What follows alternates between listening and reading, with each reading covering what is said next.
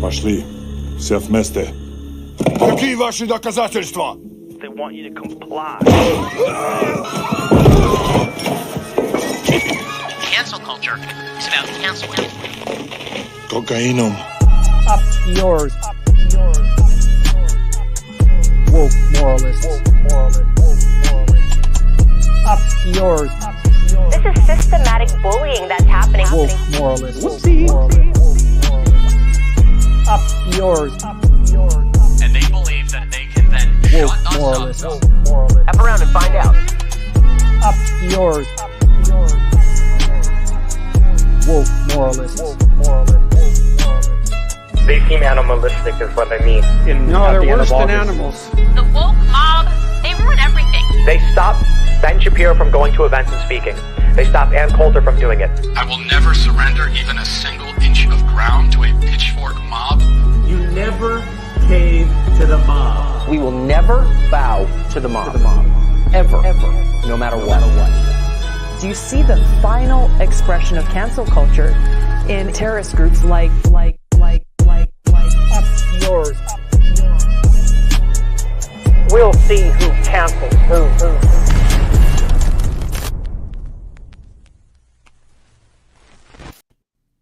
Hey, how's it going, everyone?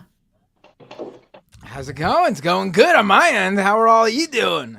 Yeah, we've got Jeff Wiggins here. We've got Alejandro Caraballo back. Hi, Jeff. Hi, Laura. So nice to have you all.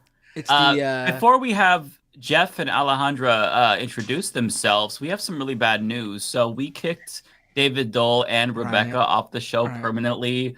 Just in time for the 1 year anniversary. Yeah, exactly. So they're no longer with us. We had to no, of course. They'll be back next week. But we have some great guests instead. Jeff, this is your first time on. Tell us who you are and what you do. My name is Jeff Wiggins. I am from Columbus. I have a YouTube channel called We Gonna Be Alright, and I am glad to be here. Thank you for having me. Happy to have you. Alejandra, nice welcome back. Always happy to talk to you. Yeah, it's good to be here. So I'm Alejandra. My day job is a clinical instructor at Harvard Law School. And then, I do a lot of stuff on social media and LGBTQ activism on the side. Well, thank you so much for coming on. Yeah. Just so you both know, it's a running joke that people are getting kicked off the show. It wasn't like it's not meant to be an intense intro. Yeah. Because every week it seems like someone doesn't show up, and because the show has already replaced two hosts. The ongoing gag is every week when someone's not here, it's because, well, we've got some bad news. Yeah. We weren't trying to drama bait you at the very start. Yeah. But to be fair to us, when we say two hosts gone, only one of the hosts we gone on bad terms. The other host that left, still friend of the show, actually came on a couple of weeks ago as a surprise. So we're still Ole, of course. I'm on Ole. She's wonderful. Yes, we love Ole. But speak for yourself. I'm actually really good friends with Blair still. I'm just kidding. No.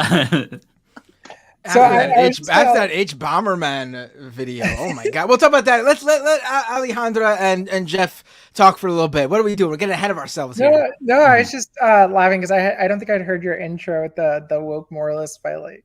And it's like slaps, really, right? Yeah. Well, it's really funny because see. 11 Labs introduced a new feature where you can do voice conversion, where you can turn like one person's voice to another. So I like downloaded an acapella by Eminem and decided to like have my like a version of Jordan Peterson like try to rap Eminem like by doing the voice conversion, and it is absolutely hysterical. Can you play for us? Can we hear this? Is it somewhere? Yeah, I don't know how I can share the like without putting just my mic next to the speaker. I think that might actually work. Hold on. And y'all don't mind if I mute this on my end, right? Like y'all are good if I just mute. Oh yeah. Okay. Because I would rather not. I would rather not hear it. I'm good on my end. I gotta hear this though. Yeah, I respect the other decision now.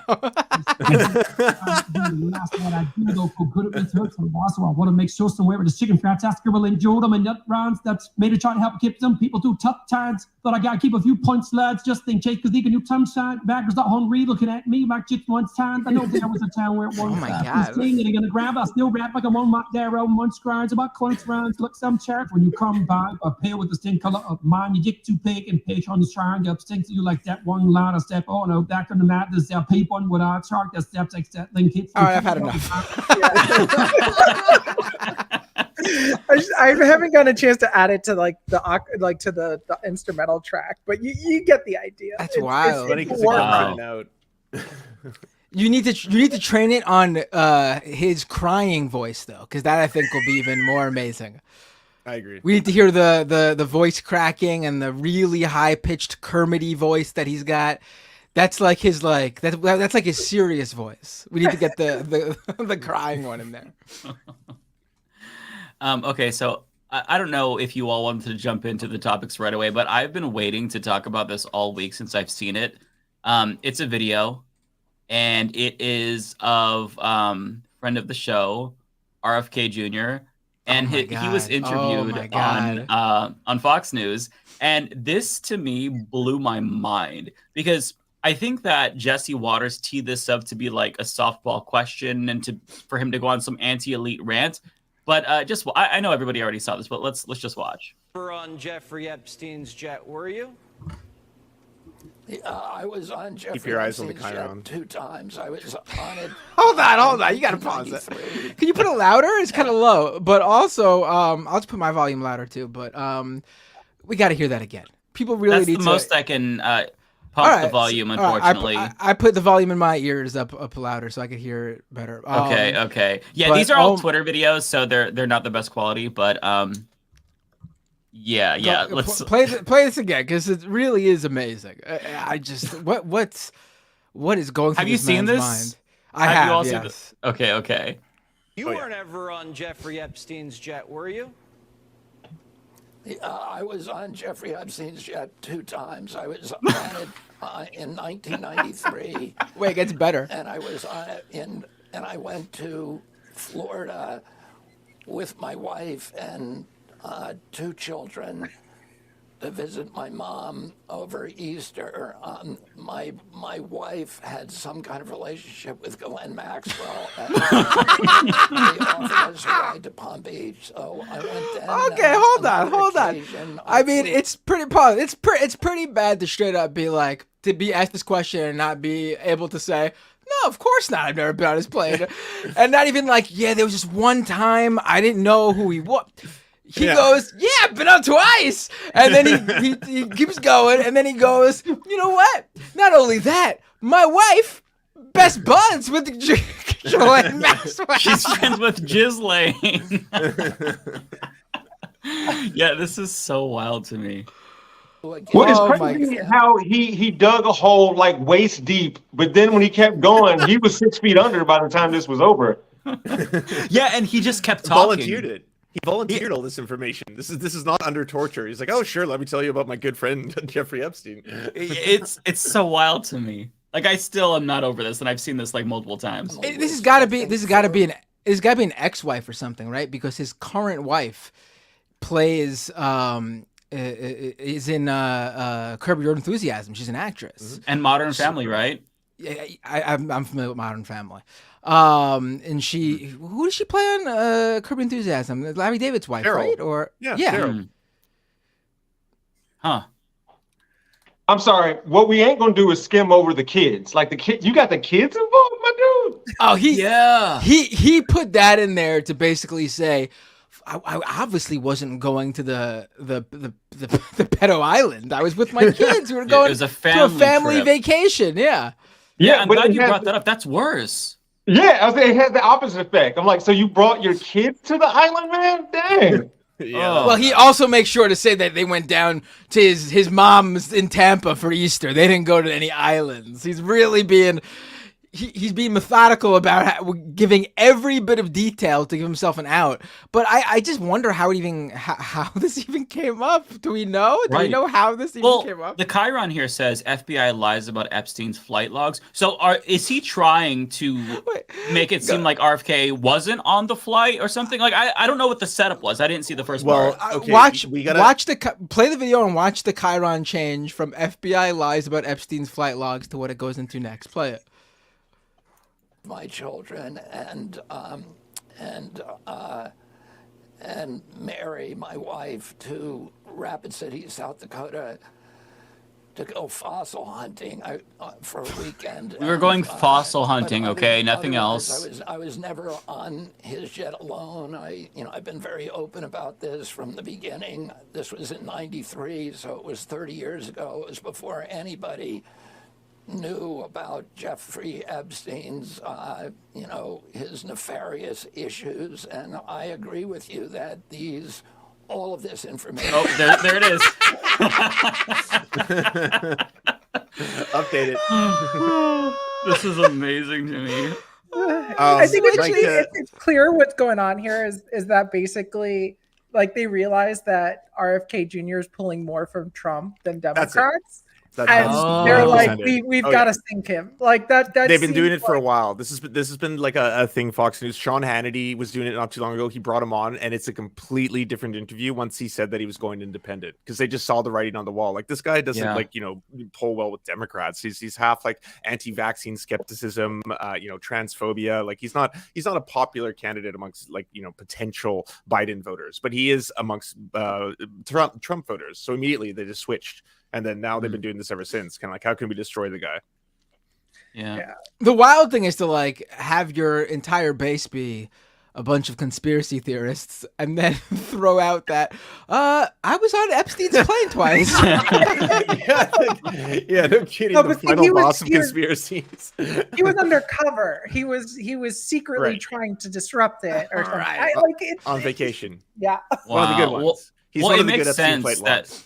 Yeah, it makes sense that this is in service of Trump. Thank God Trump doesn't have any, dark history with Epstein or anything like that. So yeah, of course, of course. At least, I was about to say if it wasn't bad enough, a week before maybe not a week before this, but he told Newsweek that he was only on a plane once. So there's that. Oh, yeah, I did not know that. I Yeah. did not know that. Okay. The plot thickens. Maybe he gave that interview because he legitimately thought he was only on once. The interview came out, and someone contacted him and was like, "No, don't you remember we were on that other time?" And he's like, "Oh yeah." Now that he said twice, though, wait, maybe next time he'll remember a few more trips. It's not good. It's definitely not good. I just love how the premise at first was FBI lies about Epstein flight logs, then the Chiron changes to RFK Jr. I was on Epstein's plane twice. How dare the FBI says I was never on Epstein's plane? I was on twice. God damn it! And he keeps going. It's amazing. Yeah, I know. He's gonna keep going. He's gonna drop the whole maybe Epstein didn't kill himself. Real answers on what happened to Jeffrey Epstein and any of the high-level political people that he was involved with, all of that like should you? be open to the public, absolutely transparent, and I don't see why any of those records would have any redactions in them. Why would we be hiding that from the American public? Yeah, so that was amazing. I had to talk about that. I didn't do a video about that this week on the show, but it was just on my mind and it was living in my head rent free, so I had to bring that up. Yeah, it's a pretty amazing. It really is amazing. I think the funniest comment I saw, I forgot who said it on Twitter, but someone was like, I'd keep shopping that campaign slogan. Epstein. I was on Epstein's plane twice. Vote RFK. So on the subject of conservatives telling on themselves, there was another video that dropped today. Oh, today? I thought you were actually going to talk about, because since we last saw each other on last Thursday, the Ben Shapiro video on their new movie, where he tried to sell it and say, and he accidentally let it slip about how they wanted to make it into a documentary. Here, if you have another video, let's play that first. And while you're doing that, I'll pull up the Ben Shapiro. Okay, one. perfect. Yeah, because this is kind of related to that. So this is of Michael Knowles, and he kind of just like, he inadvertently admits that like it's possible to become gay, which it's not possible if you're not gay. But just listen to the way that this is like this reeks of the whole Kaya Rychik Fox News interview where she's like, an LGBTQ people, they make it so alluring. It's like, wait, you think it's alluring? Because if you're straight or cis, I don't think that you're going to find it that alluring. Like, I don't find heterosexuality alluring at all. But okay, well, so here's I gotta be honest, Mike. The parties made me a little bi. It was the parties. Okay, well, like it's the music. It's crazy. Like you see one Pride, you're like, okay, I get it. I see it now. Yeah. They are fun. A breaking news story. I'm really pleased that we were able to get this story, and we did not do the investigation. This investigation was undertaken by a wonderful news group. This would be Sound Investigations. I am joined here by one of the journalists, Arden Young. Arden, thank you for coming on the show. Thank you so much for having me, Michael. So, Arden, before we get into how you conducted this investigation, what it all means, I want to just show people some clips of what you've uncovered, because some of us have suspected Hold on, that is he about Pornhub is he about to and show its us parent porn? company, formerly I mean, what? I have. This is a new report on Pornhub. But before we get to that, I have some clips to show you. What? I haven't watched the whole thing, so who knows? called MindGeek. Now it's called ALO. They have to keep changing the name because they're an evil company and they don't want to have to face the music. Some of us have suspected that they've been up to these kinds of activities for a while. Here it is in their own words. Let's say you're 12 years old. You're still figuring out your sexuality, maybe even your gender.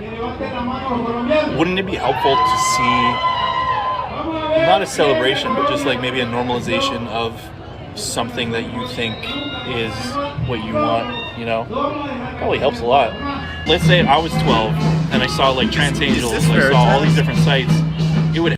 Yeah, I don't know. This is a Project Veritas video. It feels like their style because like they're really big into catfishing. I don't know if you've seen those kind of videos where like basically they'll get someone on like 6 or 7 dates and they finally get this kind of information, like, you know, a couple drinks deep on the 6th or 7th date, and then all of a sudden it's like the person after the investigation will be like, no, I was just saying whatever I could to like, you know, get them to like go out with me. I was just making, I'm not saying this is that, but it looks like the James O'Keefe production. And I think if you also listen carefully to what's going on there, it's also like what we call like leading the witness. Right. He's like seeding the conversation and framing it in that way to get him to respond in a specific way to like a loaded question. And then like, yeah, like you said, this is basically they target these people via dating apps, and then they take, and almost always it's like gay folks, which makes it interesting because then like whoever's doing this is actually going on multiple gay dates. Like, catfishing, you know, for work, living out a suppressed fantasy. Anyways, but yeah, like, I don't know. Just I guess continue. What was the name of that guy? You made me think, Alejandro, of that Arizona guy who was outed on Grindr.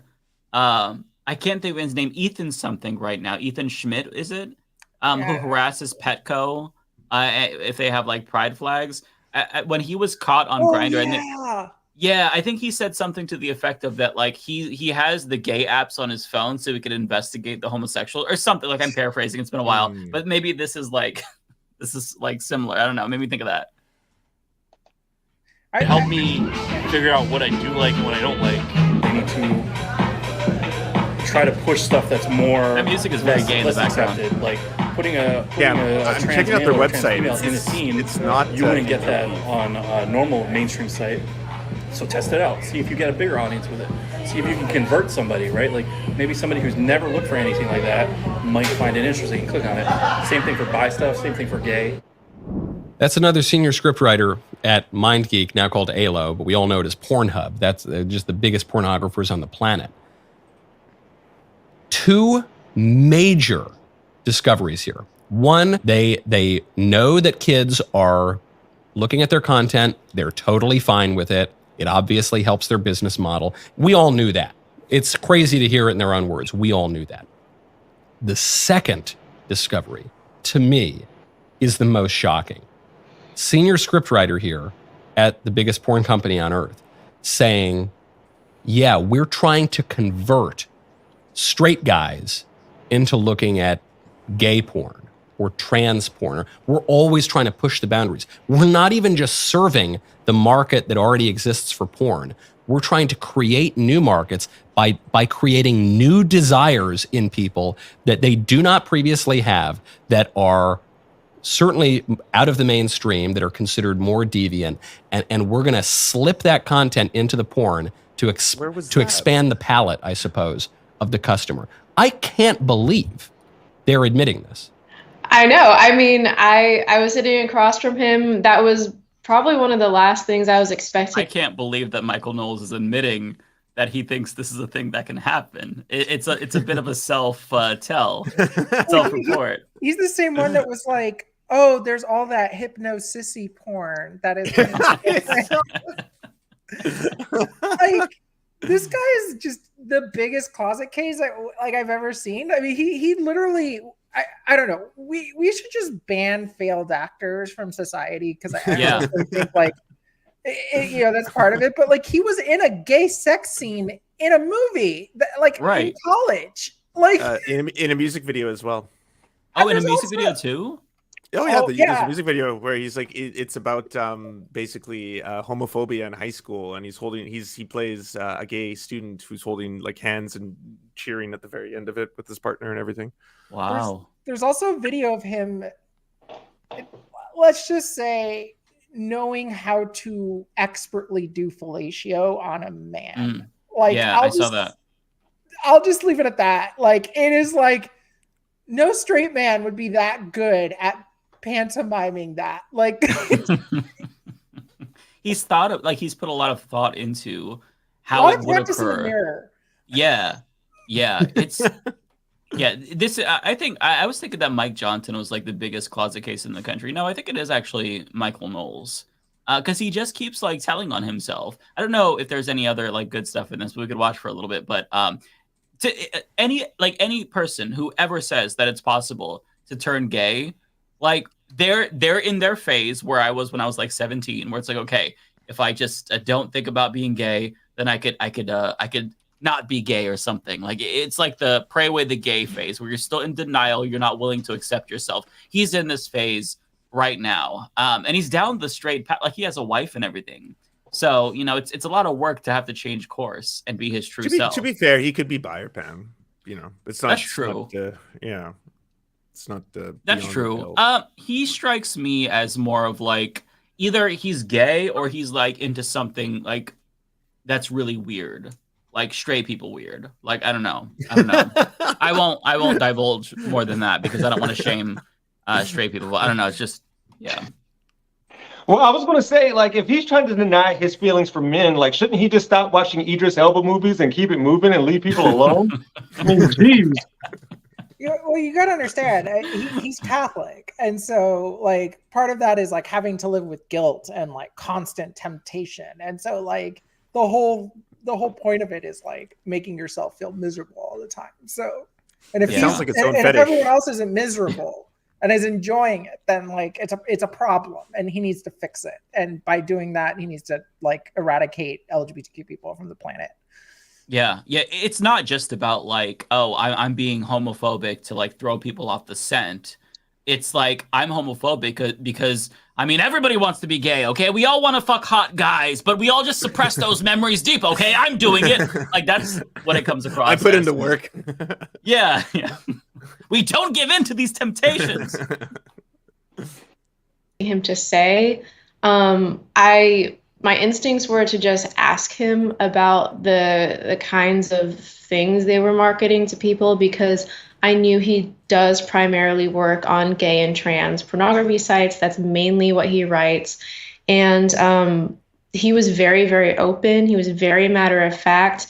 And in fact, he, like you saw, he even viewed kids viewing porn as a positive thing. So you're conducting this interview. This guy obviously has no idea what's going on. But you'd think if you were working for so degenerate a company and you were engaged in such, even today, frowned upon kinds of behaviors, you might be a little, you might play it a little closer to the vest, right? He didn't, though. Did it take much prodding, or was he just open about this? He was extremely open about this, and this, we're talking about Dylan in particular, the senior script writer for ALO. He was extremely open, extremely obliging, did not think my questions were strange or out of place at all. And it goes to show you kind of the mindset these employees of this company are in. Porn in all of its forms are so normalized to them, and they're so callous to something as serious as a child being able to view pornography. But of course, we all know, and in fact, in one of your interviews, you mentioned that the median age of exposure to pornography now for kids is something like 11. Frankly, I'm surprised it's that high. I would even suspect it might be lower. Maybe today it is lower.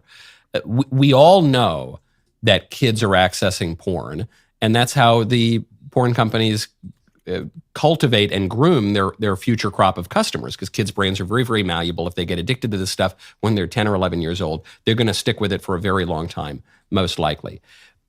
Again, it's horrifying. They should be prosecuted for it. It's just evil. It's great to hear them admit it.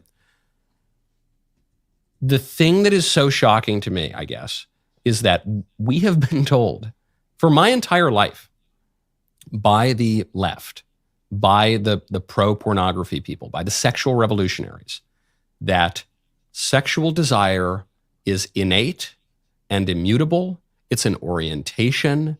Nobody becomes gay, bisexual, trans. It's not that you're born that way. And how dare you suggest, we'll probably be kicked off of social media for even repeating what this top porn employee who writes the stuff, who knows what he's talking about, what he is admitting on camera. We'll probably be kicked off even for repeating it. But what he is saying is, yeah, nah, that's all bunk. Actually, yeah, you can convert people. That's how our business model works. You got to slip in this weirder stuff. So you take a guy who's been straight his whole life, who's never entertained any other kind of thought, and then you try to get him. Well, actually, you went even in greater depth with him. Let's play that clip. The thing is like when you write for like Sean Cody, which is like primarily gay targeted, when you write for Trans Angels, which is trans female presenting targeted, you also try to see how much you can take of that and bring it to mainstream vanilla content, right?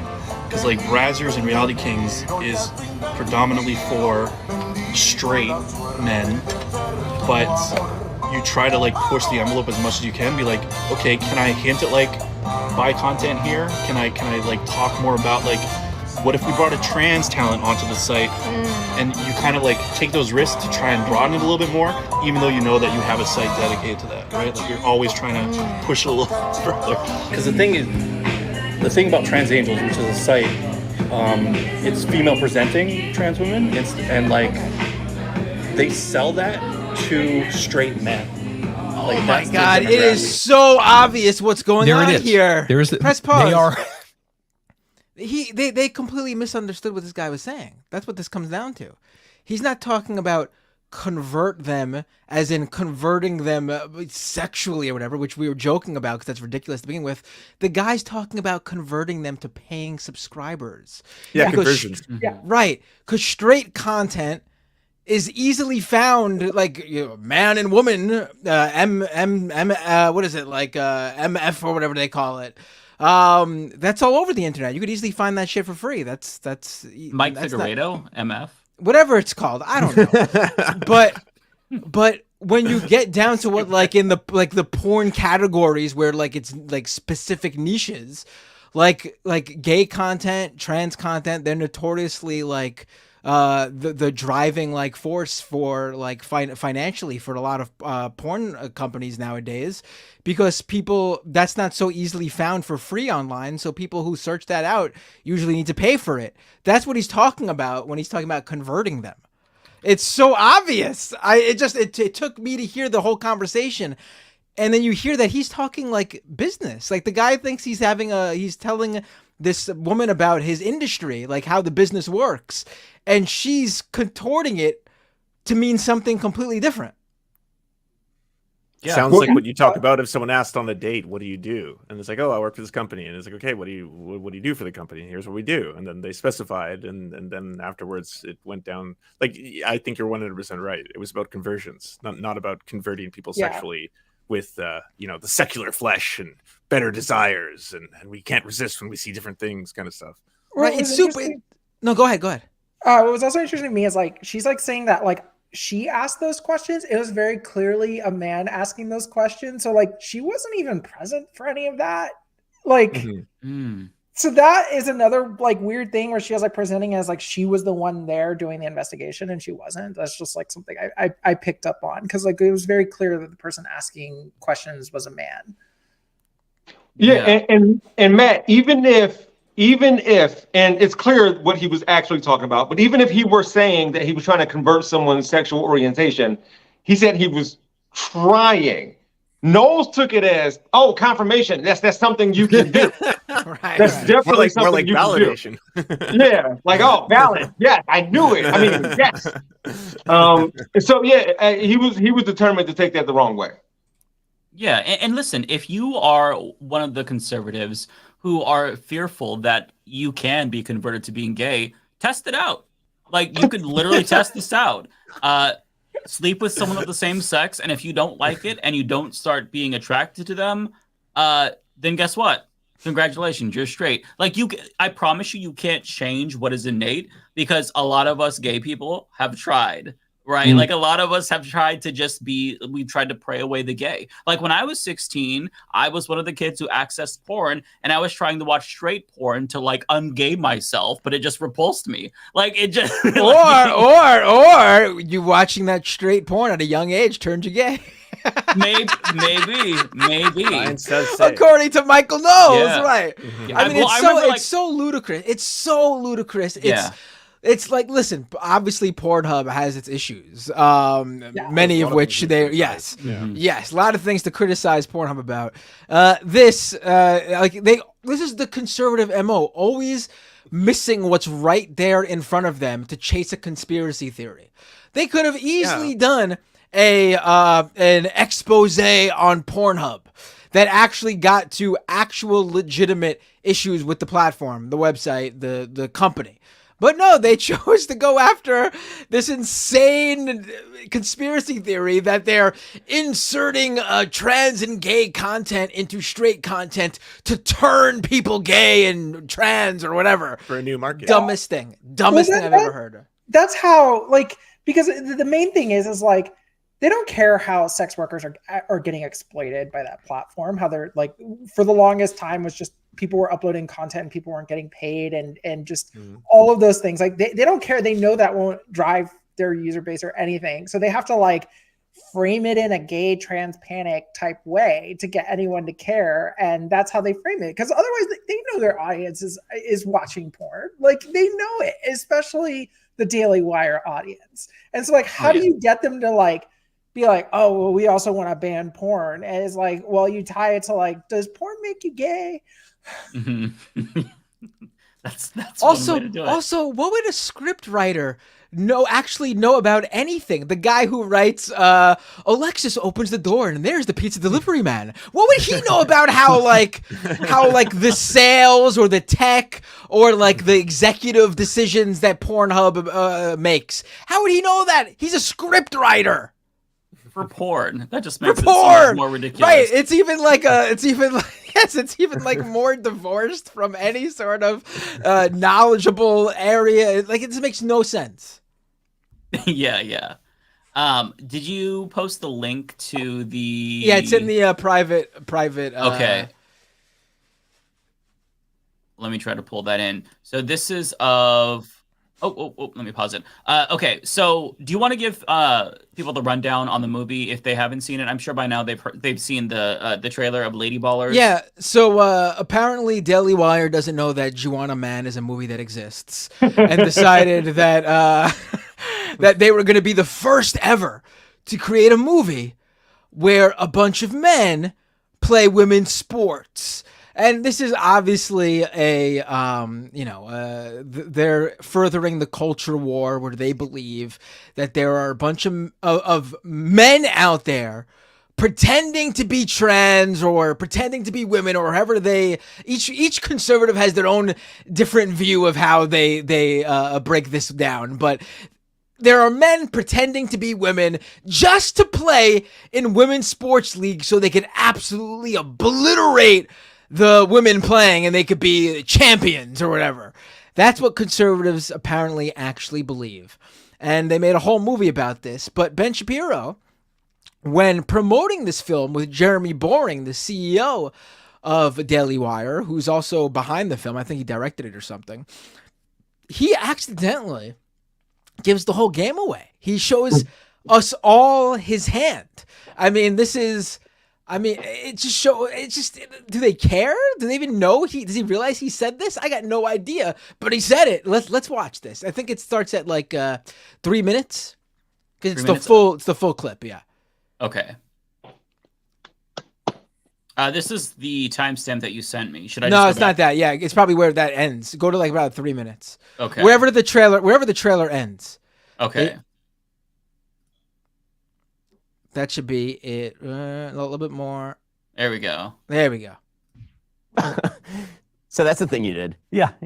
We like to make friends. Okay, so let's go back to the inception of this idea. So you approached me and you said we should make a fictional film about this topic. Now, to be fair, I think I'd actually suggested to the Crane Boys that they do this as a doc. Yes. I originally went to them and I said, you guys should like go try out for a bunch of ladies' leagues. And that became not possible because, as it turns out, most ladies' leagues don't allow in actual men. Pause it. And they weren't willing to full this. Pause it. I mean, right there it says the world, right? Actual men, they couldn't do the documentary idea because actual men can't join women's leagues. So that's Ben Shapiro saying that trans women are women. That's Ben Shapiro saying that actual men cannot join women's leagues. So the people who play in women's leagues are actually all women. I mean, that's it right there. I mean, he goes on though to give us a little something extra too. But I don't know if anyone else wants to say something about this. Oh, I mean, yeah, no, that it entirely gives up the game. But I honestly, I would have wanted to see the documentary where Daily Wire staffers or like whoever ended up like being this film actually underwent HRT for 2 years to go like group wrestling and everything to participate in sports. Like I would actually pay money to watch that to the Daily Wire. Like I would actually like want to see that documentary. Alejandra, I got bad news for you. Play the rest of this clip, Mike. Unfortunately, I don't think your dreams will come true. Go ahead. Rewind it just a little bit so we don't miss the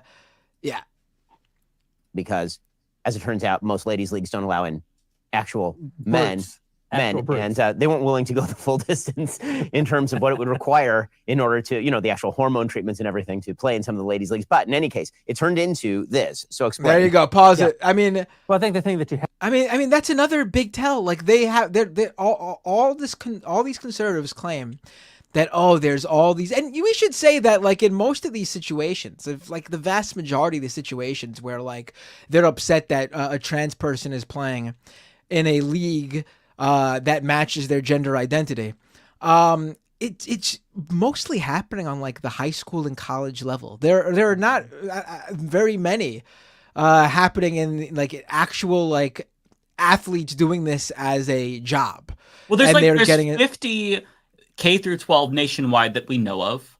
There's 100 at the college level. So it's such a small portion of the like trans people are a small portion of the population, but athletes who are trans are even smaller. And we what was it, yesterday or the day before? Riley Gaines was testifying, and she was talking about how she lost because of a biological man. She came in, she tied for 5th place with Leah Thomas. Like how are we allowing this person to be the face of trans women are destroying sports when 4 cis women beat you? Like, what is going on? And you know what? That's what I kind of want to see from this movie is that like a man gets in a league, but they wear a wig or something like that, maybe shave or something. And at the end of the movie, they triumph and dominate just to come in 6th place. Because that's where we are. And so Alejandra, like they always skim over the part where you have to be taking hormones for 1, maybe 2 years, and you have to get a consultation from a doctor to ensure that you do not have a physical advantage over your competition. We have that for the high schoolers here in Ohio. We've had it for a while, but people are still under the impression that there are going to be man or male students who are simply going to play a woman's sport in order to get an advantage, and it's just not happening. Right. Yeah. But that's the thing that he gave away there. Like they want us to believe this, and it's happening. Like these athletes are taking HRT to dominate in these leagues for free. Like there's no financial incentive for them. They don't win a big championship and get an Adidas deal or something like that. This is, like we were saying, mostly happening in college and high school level sports. And they want us to believe that's happening. But then Ben Shapiro just said that they are paid talent at Daily Wire wouldn't take HRT for the documentary, where they're getting paid to be in it. I mean, so obviously, if they won't do it for pay, why do we? That throws their entire rhetoric down the tube, because it's not happening. No one is doing this. No one is. I'm not really a woman, but I'm going to take HRT just so I can get first place in women's college hoops or something. It's just the dumbest thing in the world. And and while we're on the topic of pay, mind you, like this is actually an issue in women's sports, right? Like so, like the top, like Brittany Griner level, like GOAT all-time great basketball player makes at best $250,000. And like that's like veteran, been playing for years at the top of her sport. Like, why do you think she was in Russia playing? Because they actually paid millions to women athletes to go play basketball in Russia. And that's why so many women in WNBA were going to Russia. It's the reason why she was there in the first place. So they don't talk about that. Do you know what the like lowest level, like third string backbencher of like the New Orleans Pelicans gets? Like minimum $950,000 a year. Jesus. Minimum. And we're talking about a person who does not see court time because they're like literally there in case like the team dies in a like plane crash. Like that's, anyway, you still gotta be really good too to even be that guy. Oh, yeah. You know what I mean? Yeah. Be the death guy. I'm the death bencher. Their talent, but that person who never sees court time makes 4 times what the best of WNBA makes. And so like there is literally no incentive. It's like I remember like when there was like, oh, if like LeBron James just like said he was a woman and he could just go and dominate the WNBA, and I'm like, why? He gets paid like $25 million a year in the NBA. He'd be making like 100th of that, like assuming all other things. So like they never touch upon the actual issues in women's sports. And like right now, what's happening with the pay for athletes, particularly with them getting endorsement deals, it's leaving women's sports behind tremendously. Additionally, the race around all of these lucrative sports contracts with the SEC, the Big Ten, all of those things, people don't realize all of the other sports at that school also have to join those conferences. And so what that means is like when you have teams on the West Coast joining like the Big Ten or something else like that, they actually have to like swim teams, like teams that play like, you know, basketball teams or even like water polo or something. They now have to travel 5 hours by plane instead of like playing regionally where it's like a 2-hour bus ride. And so like all of these other sports and colleges are getting decimated, particularly women's sports who don't get the funding they need to travel by plane every weekend. And so, and then on top of that, their family can't attend their games. So like, there's like all of these other issues that are happening with sports, and like they're focused on the one thing that is basically inconsequential.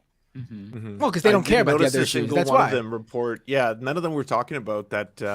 What is it? A report that showed that systemically on every level in U.S. women's sports, there is rampant like sexual abuse. Then I didn't see a single right winger talk about that, or the same thing, a report that came out of Canada that showed that there was rampant sexual abuse of both young boys in Canada and women in all leagues of hockey. And like those are very concerning issues that should demand your attention if you care deeply about women's sports and protecting women and making sure those are like, you know, safe places for people to play in.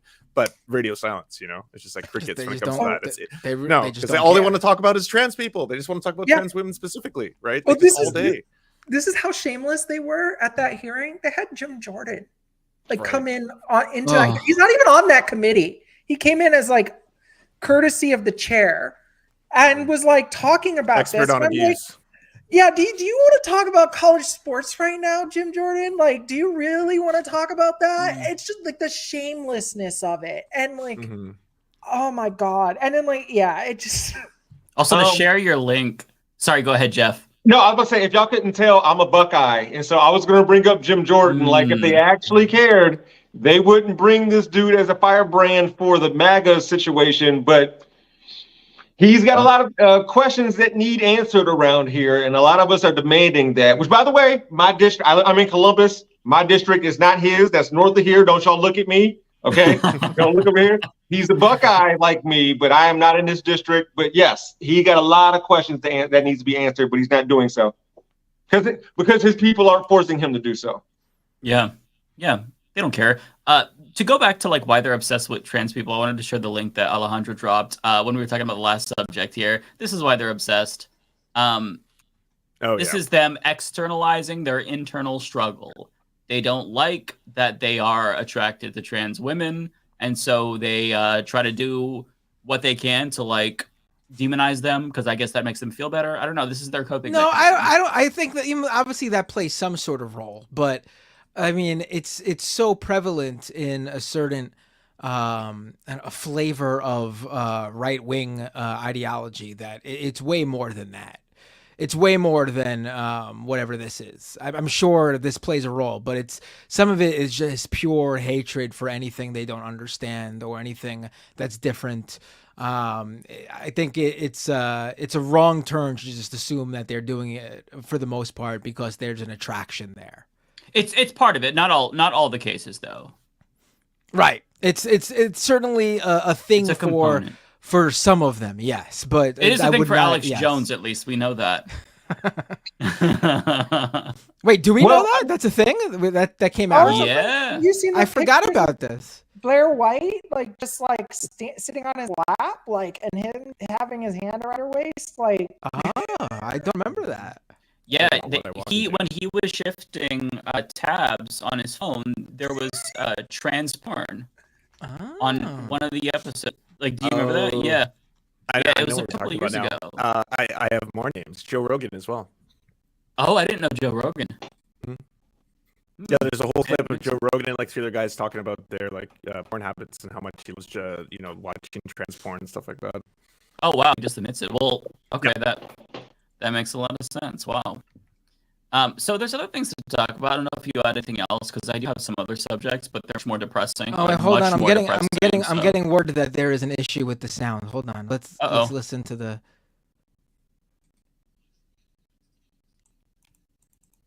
Someone's staticky. I don't know who it is though. Is it my audio? Can you all hear me? My internet is terrible right now, so it might be me. It might be everybody. I'm listening. We're going to have to do that thing where each of us leave one at a time and see who fixes it by coming back. So I'll leave first and come back in, I guess. Okay. All right.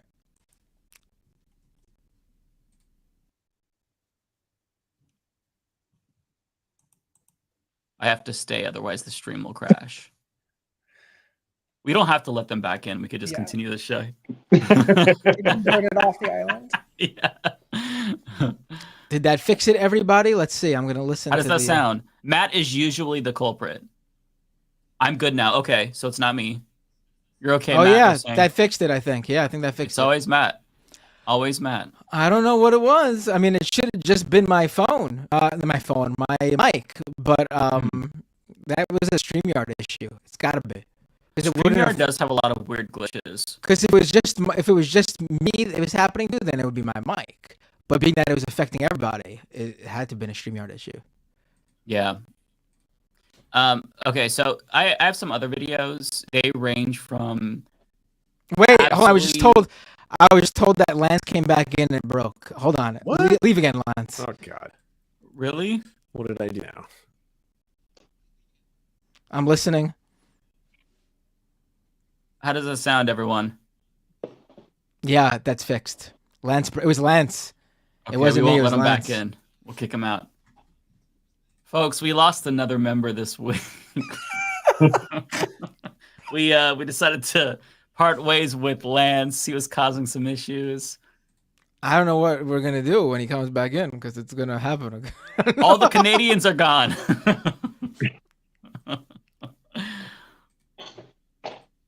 All right, let's. What are we gonna talk about next? Do we wait for Lance to come back in?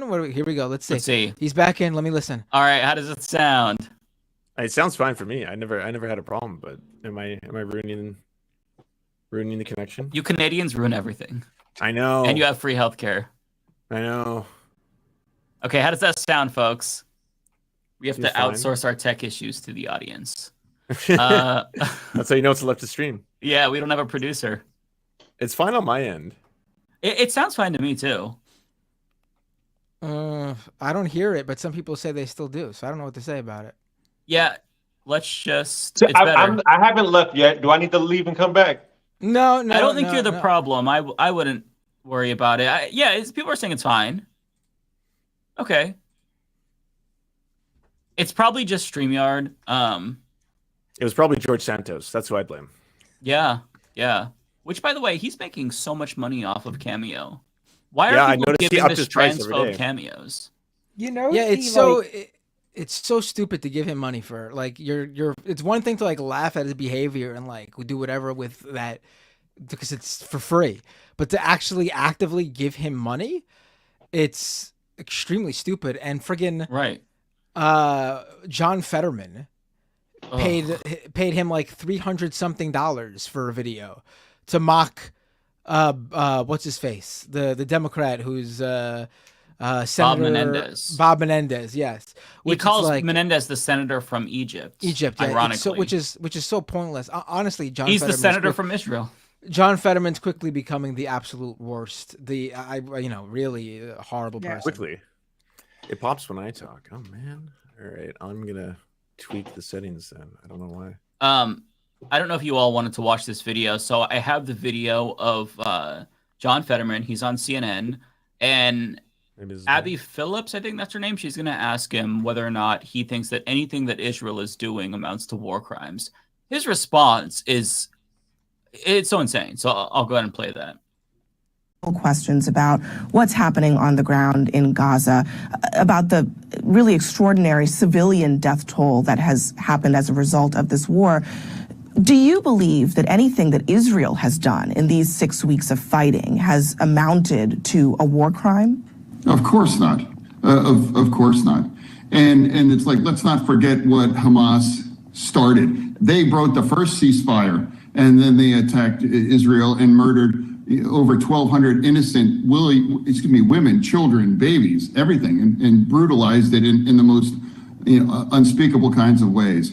And so that really is the ultimate, criminal war kinds of.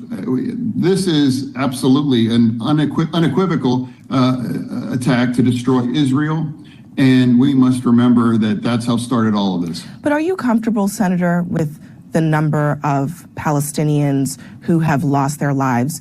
7,000 children, 15 or 16,000 civilians dead. Do you believe Israel is doing enough to minimize civilian casualties?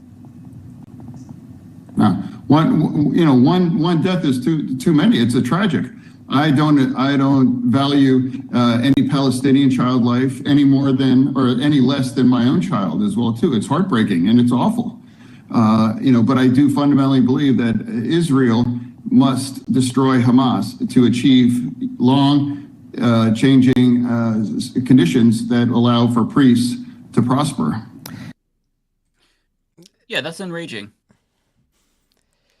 You're just an unserious person if you say something like that. I'm sorry. I don't take you seriously. You value the lives of these children, but their deaths must happen to do something that in whatever it may be. In this case, it's Israel must destroy Hamas.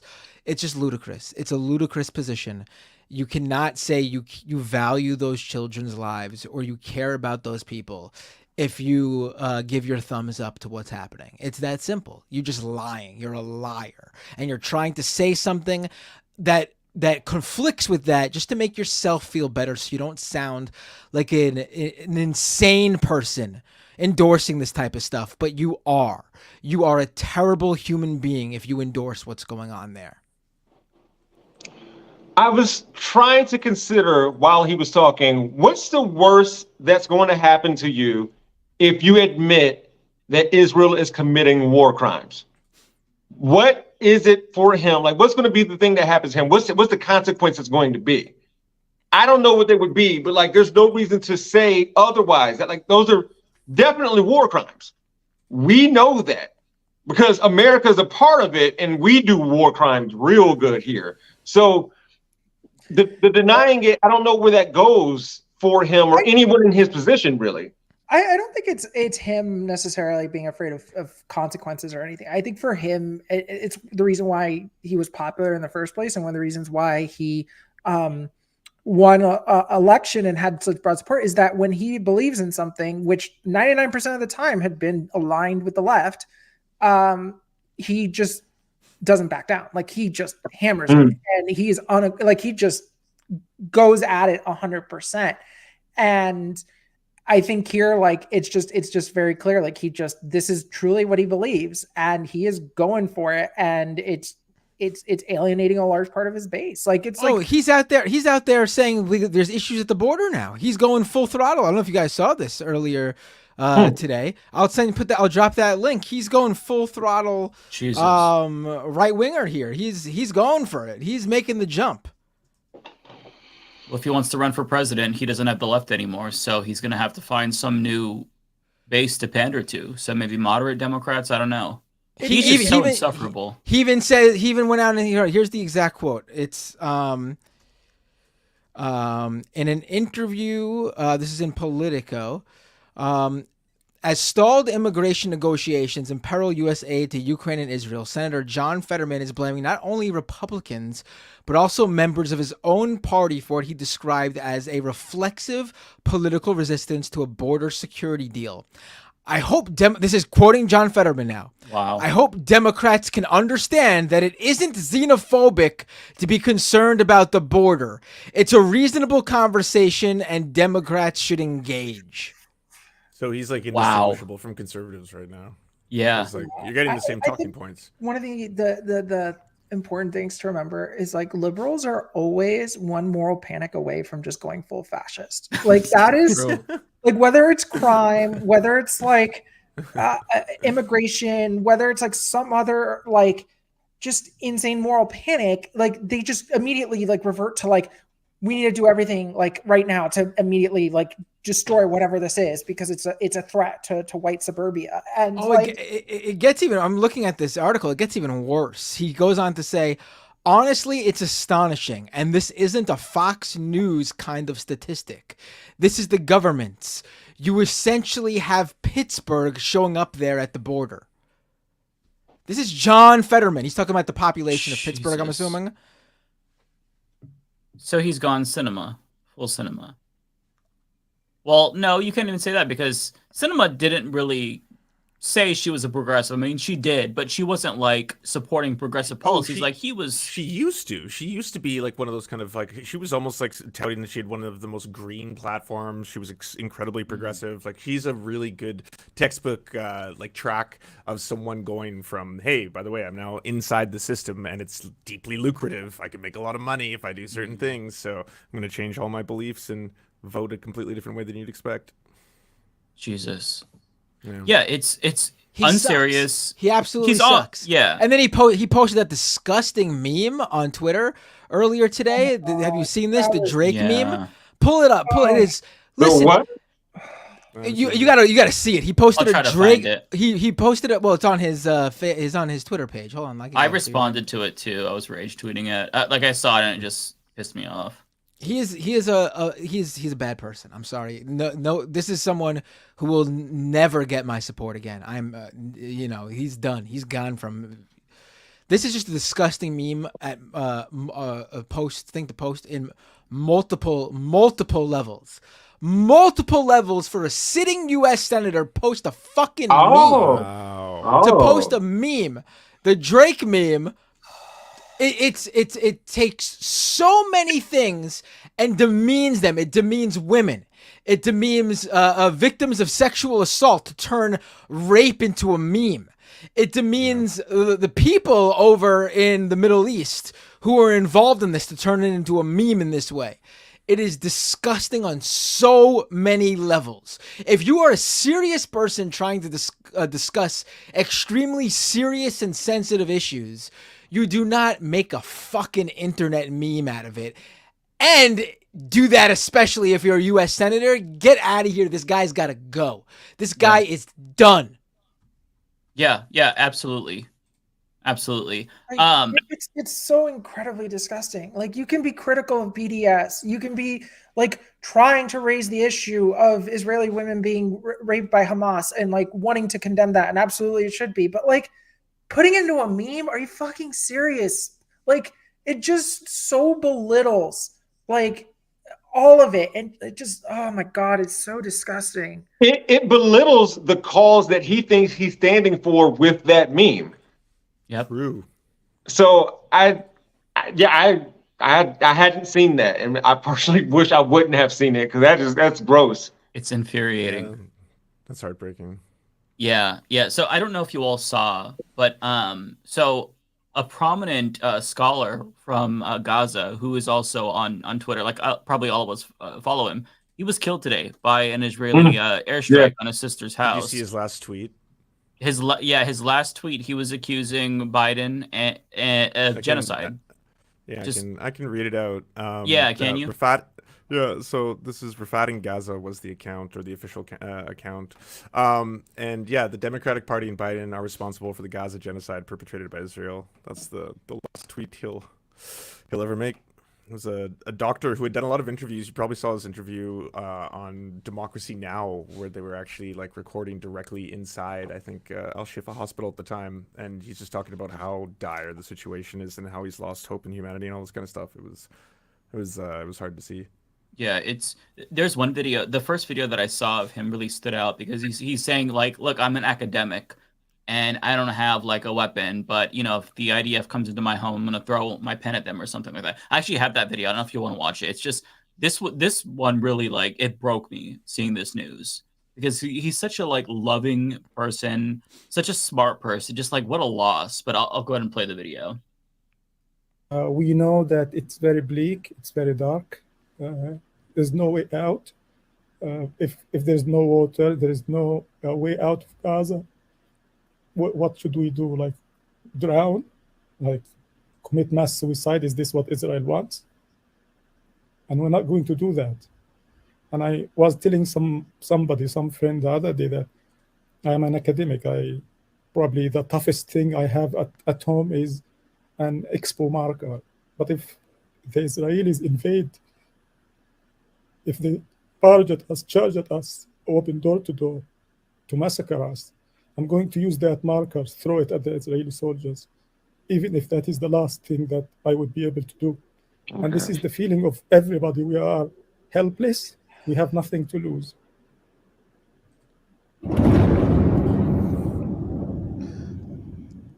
Jesus, and you just hear the bomb go off right in the background of that. Yeah, it's devastating. This is, and none of this will be acknowledged by these people like, John Fetterman, who defend Israel unequivocally no matter what. There's never an acknowledgement of anything that Israel does when they're able to tweet and say they're killing us. I just lost X amount of family members. It's just, it's, this one really fucked me up today. Yeah.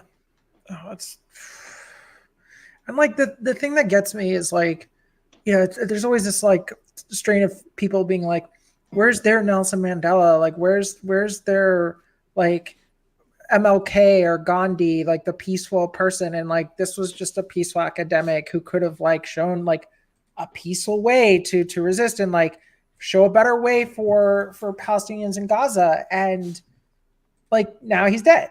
And Hamas is still in the tunnels. So like, what really are they doing here? Like like some of the statistics that really just get at me is like when they compare the percentage of like how bombed out Gaza is right now, and they compare it to like what we consider like historically. I think most people consider Dresden as like the like hallmark of like what constitutes indiscriminate carpet bombing of a civilian area. And like the level of bombing in Gaza has not surpassed like the level of Dresden. And we're like at like Tokyo level, like firebombing. And it's just like that puts it in perspective. And there's like satellite images showing the farms, like where like they like all of it razed completely. And now they're talking about flooding the tunnels. And it's like they're trying to get at Hamas, whatever, but like the problem is they're going to do it with seawater, which is then going to probably seep into the aquifer. Like it's basically it's salting the earth. Like they're going to make that place uninhabitable. And the other, like, I know people have been mocking oh my gosh, why am I forgetting her name right now? Oh my gosh, she's the climate change activist. Greta Thunberg. Greta Thunberg. Greta Thunberg. Yeah, thank you. I like talking about like, whatever. However you say her last name. As an environmental issue. Like Mike was right. We don't talk about is like in 9/11, like all the people exposed to all the dust there, like developed cancer and all this stuff years later. And that was like what, like 2 buildings or several buildings in that media area that collapsed, right? You have an entire like piece of land and region now that like all these buildings have collapsed. There's all of these particulates, not to mention the lead from all of the shelling, which will just leach to the groundwater. Like this is just, it's an environmental catastrophe, and that part never gets talked about, right? Like there is no plan for an after, because even if Israel completely stopped today, pulled out of Gaza, like it would take decades to rebuild Gaza, even with international assistance.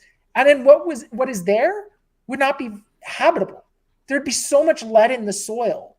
There would be so much just like they couldn't pull water from the aquifer anymore. Like they could barely do that before.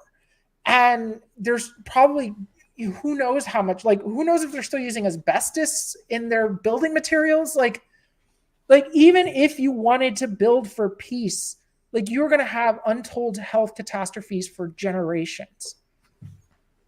Yeah. And what is it now? The number is like 1.8 million Gazans are displaced. 1.8 million out of a population of 2.3 million. And that number is probably growing. And not to mention, like, people talk about the death toll, but that's not even accounting for the people who are dying, who are like trapped under rubble, and the ones who will starve to death.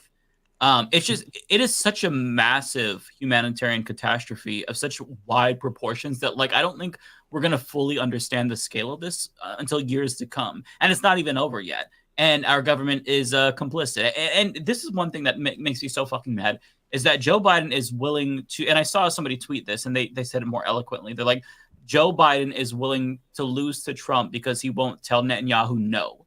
And that's where we're at. It's like we have fascism, we're staring down the barrel, and it's because his popularity is being driven down because of his handling of this, and he refuses to change. Like, behind the scenes, they've made like some little nudges here and there, but for the most part, they're completely complicit. Like, the bombs that we're giving them are being dropped on Palestinians.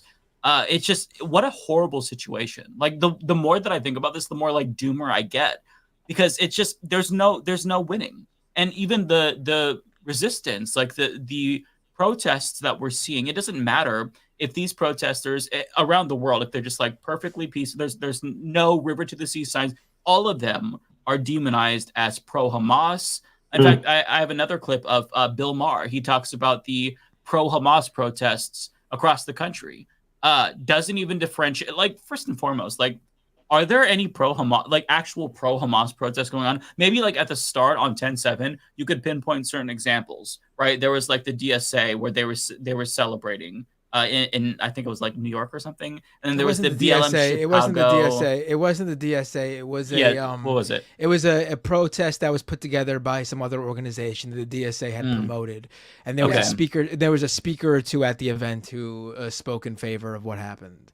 As resistance, and I disagree with that because of the attack on civilians.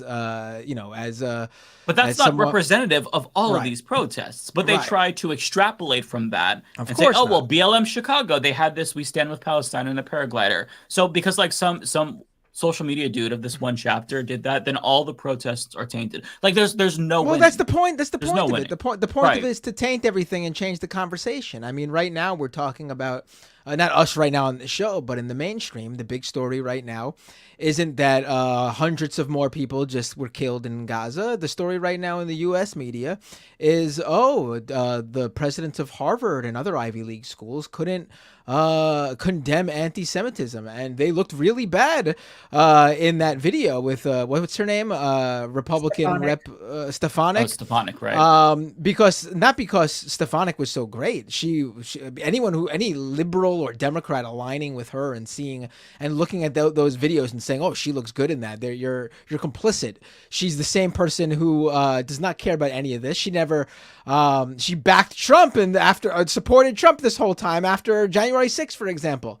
But the point of the Ivy League school thing wasn't that it was so bad because they wouldn't condemn anti-Semitism. Of course, condemn anti-Semitism. It was so bad because they couldn't speak up. They did not and could not, I guess, speak up to Stefanik and say that what's happening in the examples that Stefanik used was the word intifada is not anti-Semitic. Intifada means uprising.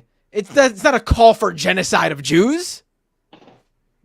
Yeah, and I think one of the things that's been frustrating to me, as somebody who I work at Harvard, and one of the things that's just like completely lost on a conversation is how little these people actually give a damn about students on this campus. Because it's very obvious, yes, Jewish students feel unsafe on campus, and they should not feel that way. They should be able to feel safe on campus.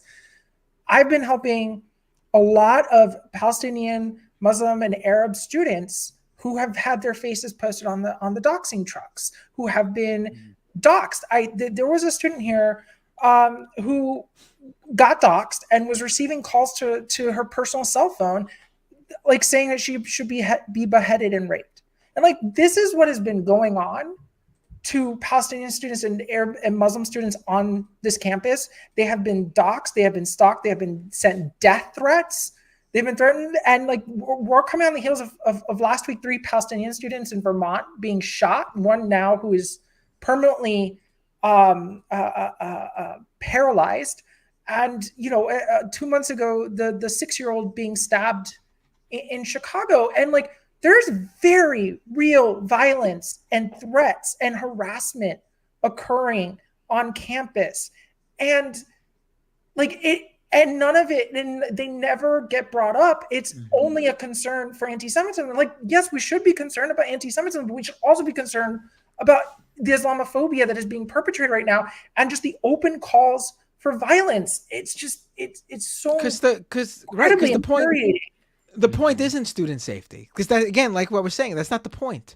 The only people who should care about the whole college campus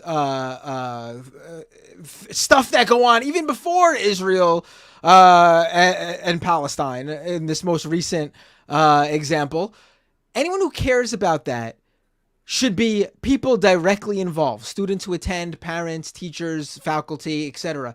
The idea that there are complete news cycles around what happens on a college campus. The majority of fucking people in this country do not care about what happens on a college campus. Why should I care about what happens in a college campus if I'm not involved, if I don't have a student, if I'm not working there? If you're in that community, I understand why you care about it. But the majority of people are not. And the idea that we have complete news cycles is purposeful. And it's not because those people care about what happens on these college campuses. No, it's because they get to spread whatever sort of ideology, whatever sort of propaganda they want to spread.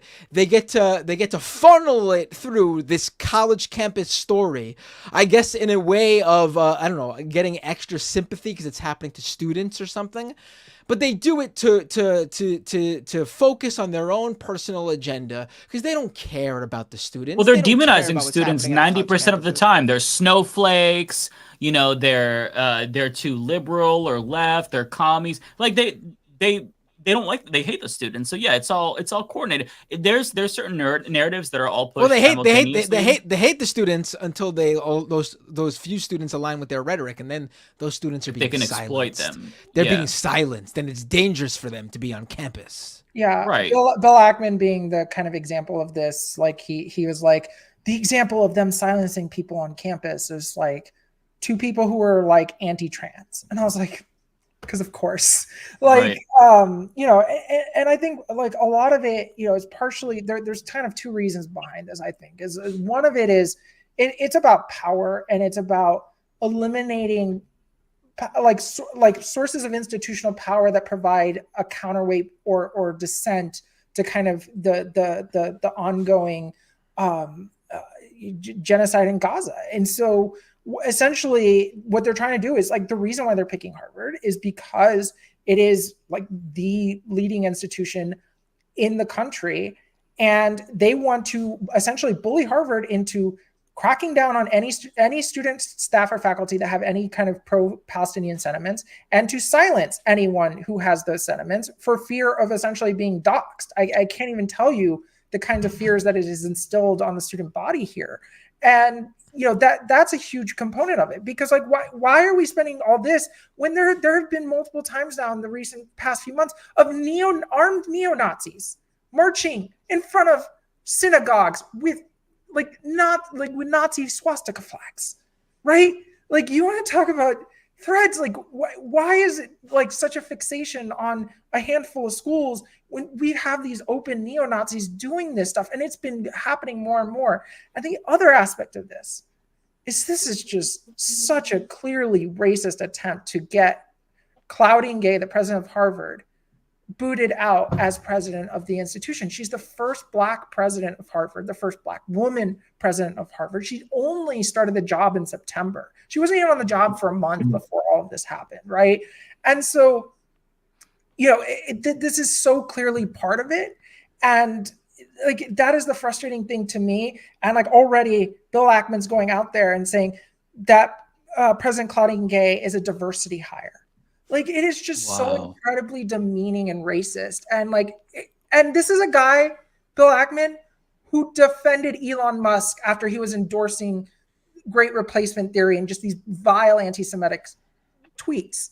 Like, it is just so clear what this is. Yeah, Alejandro, I think, you know, the word you used, the meaning, I think that goes across the board when it comes to just muddying up the messages of protests. So if you would like Palestine to be free, therefore you are pro-Hamas. And if you are calling out the Israeli government, therefore you are anti-Israelis. And that's just gross generalizations that shouldn't be happening for something like this. We can all agree that like what Hamas has done has been awful. It was awful. Palestine should also be free. Like, Israel You can hold two is, thoughts at once. yeah, multiple things can be true at the exact same time. And so if you muddy up what the protest message is, then the method doesn't really matter.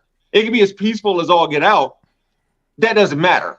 And so, yeah, we're seeing this on college campuses all the time where, Mike, you alluded to this. Like, they're turning out all these liberal kids who are being indoctrinated. And if a conservative mind comes out of it, they're like this maverick who overcame the obstacles in order to be independent free thinkers. And like, it doesn't have to be this. Like, it really does not.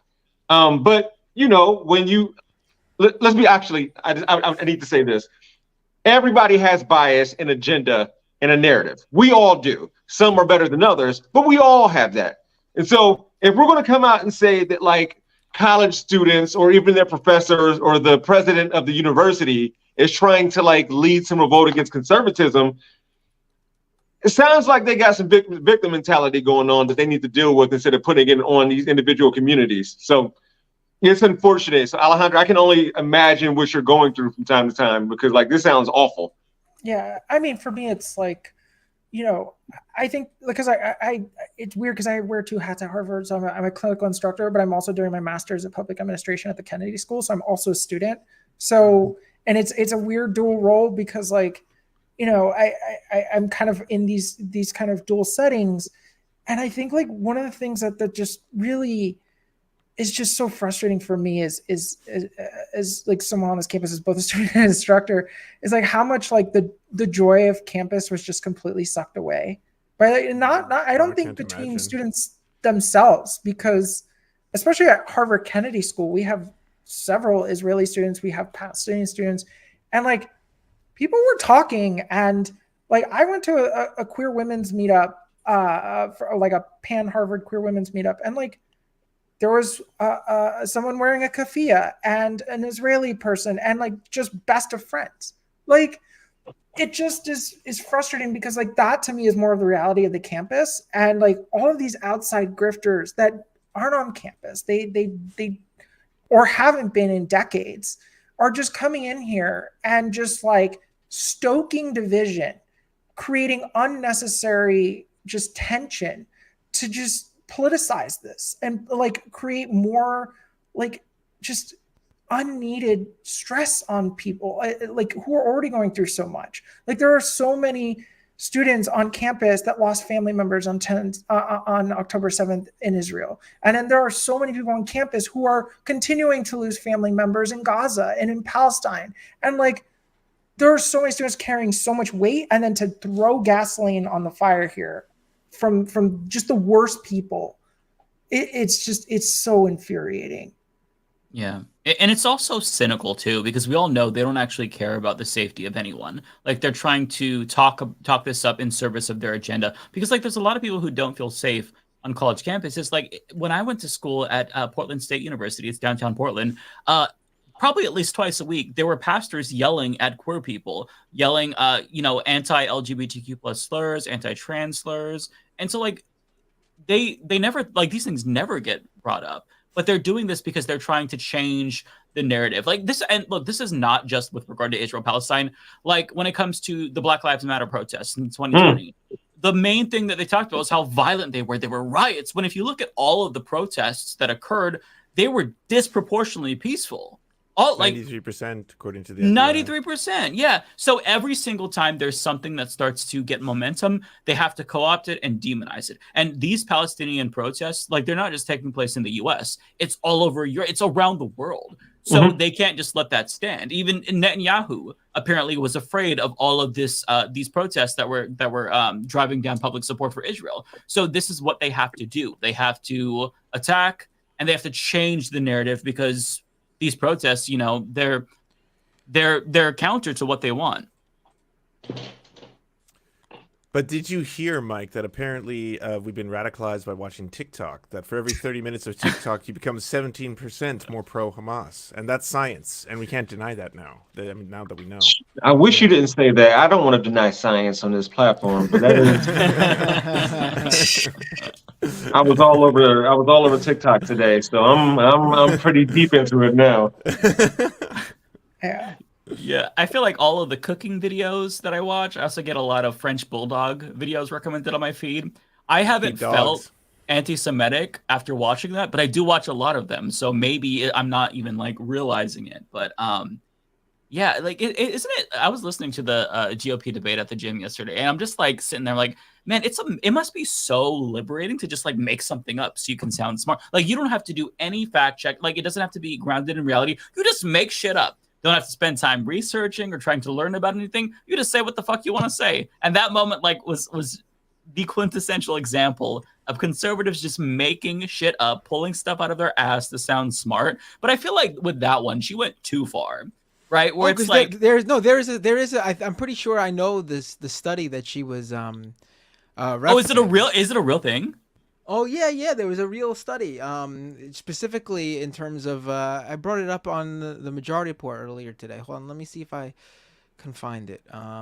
Give me a second. It's Was so that the one flawed. that- It's Yeah, it's Musk horrible. touted as well. That was like saying that like, oh, that Twitter's the least anti-Semitic platform or something because they like. Oh yeah, here we go. Yep, I found it. Hold on. Yeah, you want to pull the this up numbers in say the, a different story when it comes yeah, to you want to Musk and pull this Twitter. up in the. Yeah. Pull this up on the screen. Also, I just saw Oregonian Bums comment. I'm sorry, I forgot about your emotes.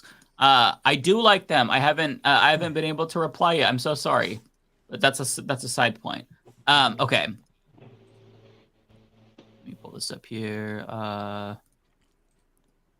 Sorry for leaving for so long, by the way. I had to let my dog back in because my partner's out right now. So How dare you. Chico's joined us in one way or another. Oh, hi, Chico. Yeah, he's hiding. Could you zoom in? Yes. Give me 1 sec. More. How's that? That's good. Okay. So this startup or tech guy, he's a tech investor, whatever. What else is new? Surprise. Tech person with bad opinions on something. Anthony Goldblum posts a new survey suggests TikTok is a meaningful driver of a surge in anti-Semitism. #TikToxic. Spending at least 30 minutes a day on TikTok increases the chances a respondent holds anti-Semitic or anti-Israel views by 17%, compared with 6% for Instagram and 2% for X. Now, if you look at that graph and what he said just there in that little paragraph where he's setting the stage, his own personal summary there, the graph that he put together here says the relationship between platform usage and anti-Semitic slash anti-Israel views. I mean, that says it all right there. The conflation of anti-Semitic and anti-Israel views. It's one thing according to this presentation of the survey.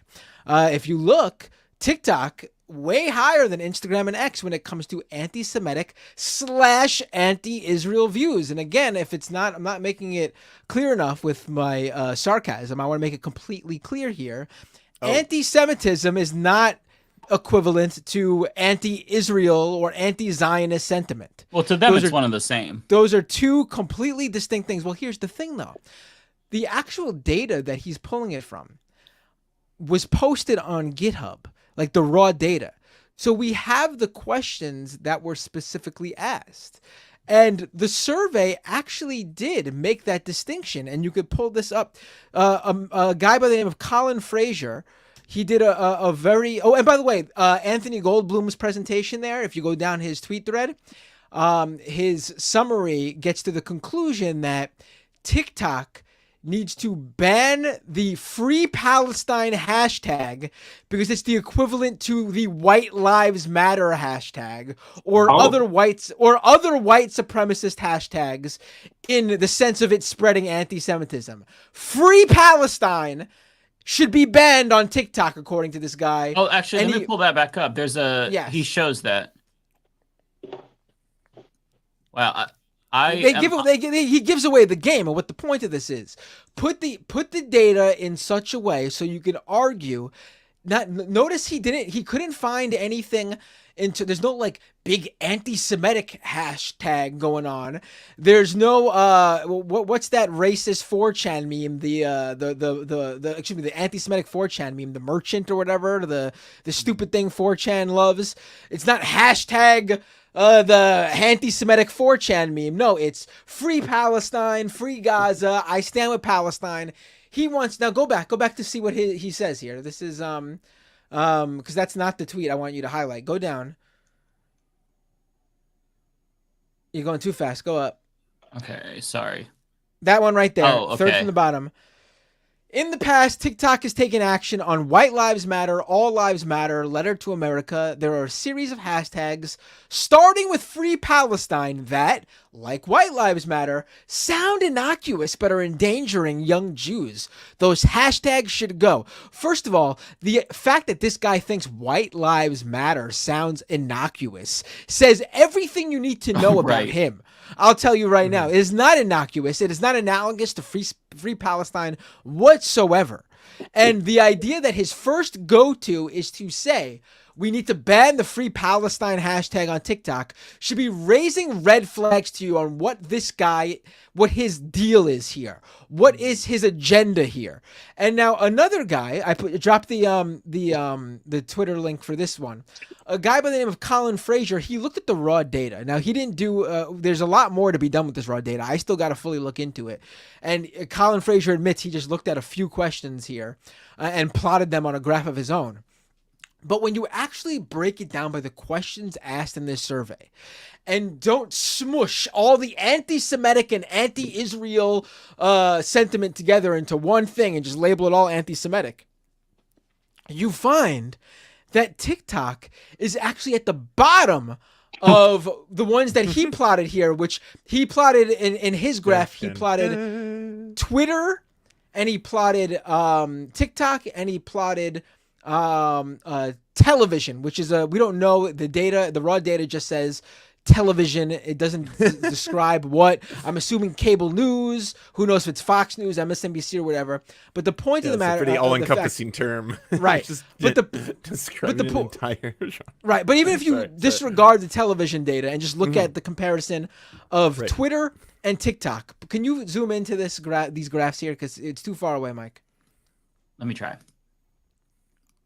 Enhance.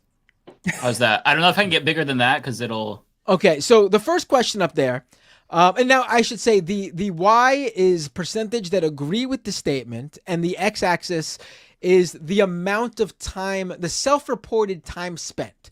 So if you look at all these graphs, what you're looking at is, as time goes on, how many people agree with, how many more people agree with a statement, or how many less people agree with a statement. Like, does being on one of these platforms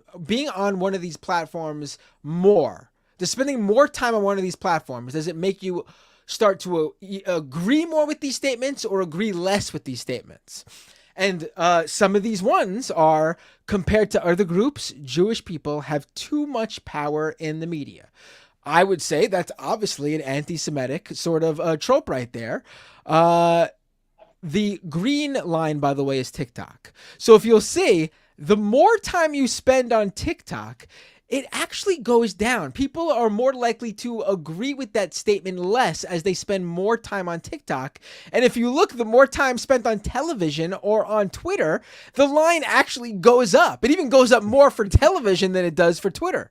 If you look at this next statement, in the survey, Jewish people talk about the Holocaust just to further their political agenda. Clearly anti-Semitic. If you look, TikTok, once again, the more time you spend on there, the less likely you are to agree with that sentiment. Television just goes straight up. The line goes straight up.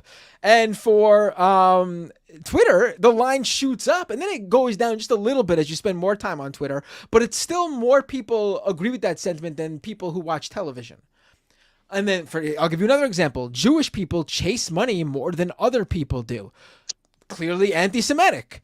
TikTok, once again, it's interesting enough, TikTok is actually higher than the others, but starts higher than the others, but as you spend more time on TikTok, you agree with that sentiment less, and as you spend more time watching television or more time on Twitter, you agree with that sentiment more. So I don't know where, this guy has to be basically using just the criticism of Israel data to somehow come out of this with the previous guy I'm talking about, with his graph that shows that TikTok is more anti-Semitic, or because there's no way you could just look at all these questions as it goes down the row here, and it just, TikTok's at the bottom of all these. Wow. Can I just say really quick, I stand corrected. I apologize to Nikki Haley. I thought she straight up pulled those numbers out of her ass, but she's basing it on something. Yeah, but she pulled it out of a piece of propaganda. Yeah. She didn't just make it up. I'm pleasantly surprised, honestly. But yeah, this data is, I think it does speak for itself. Also, and I think it's just because she brought it up in this way. We know that her daughter spends time on TikTok, and that's her daughter's right. I have no interest in bringing up her daughter, and I thought Vivek was wrong for doing that the last time. But if you're going to bring up TikTok and attack TikTok and say spending more time on TikTok makes you anti-Semitic, how much time do you let your kids spend on TikTok? And Nikki Haley, are they walking out of there being anti-Semitic? Because if your daughter's not anti-Semitic, then clearly there's an aberration here in this this survey, this study. Yeah, I mean, I think so much of this, like, remember what I said earlier, is like we're liberals are one moral panic away from going full. I'm gonna have to use that.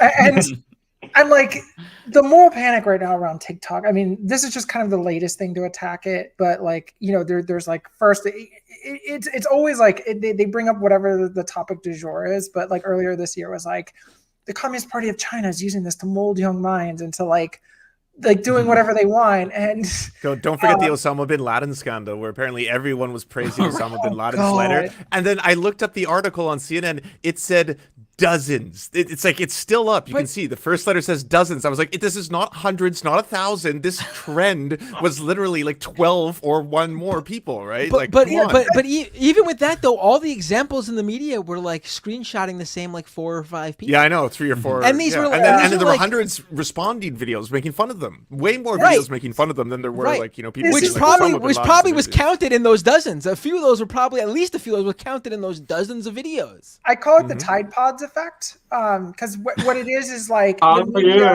it's like the media gets obsessed with something that like they pull like 1 or 2 examples. It's like when you see like sometimes they're like people are tweeting about this and it's like a tweet with like 10 likes and you're like, okay. And like, so they pull out 1 or 2 examples and they obsess over it. Like the Tide Pods thing. They're like, kids are eating Tide Pods. And like, there was no discernible difference in like poison center control data.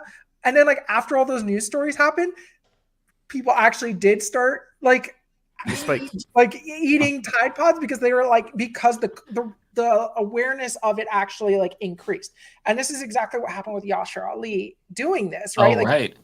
He put this out there from like like 3 or 4 videos and then suddenly made it seem like it was a TikTok trend, which it hadn't. And like, here's the other thing that's frustrating to me, right? Because pre-Elon, right? Like pre-Elon Twitter, if this had happened on Twitter, you could have gone through the API tools. You could have broken out second by second, like when people were tweeting about something and broken down the trends in an API. And you could have had a disinformation researcher in a day come up with a report and say like, this is where this originated. This is like, there are no equivalent tools for TikTok, mainly because of the difficulty in like analyzing video content, but also there isn't that transparency.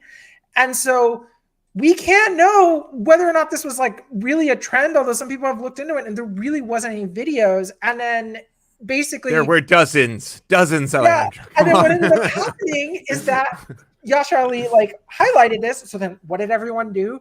They went to TikTok, searched for these videos, and then the algorithm being like, well, everyone's searching for these videos, suddenly starts promoting this. And it's like, oh my God, this is a self-fulfilling prophecy. And it is just hackery on such a level.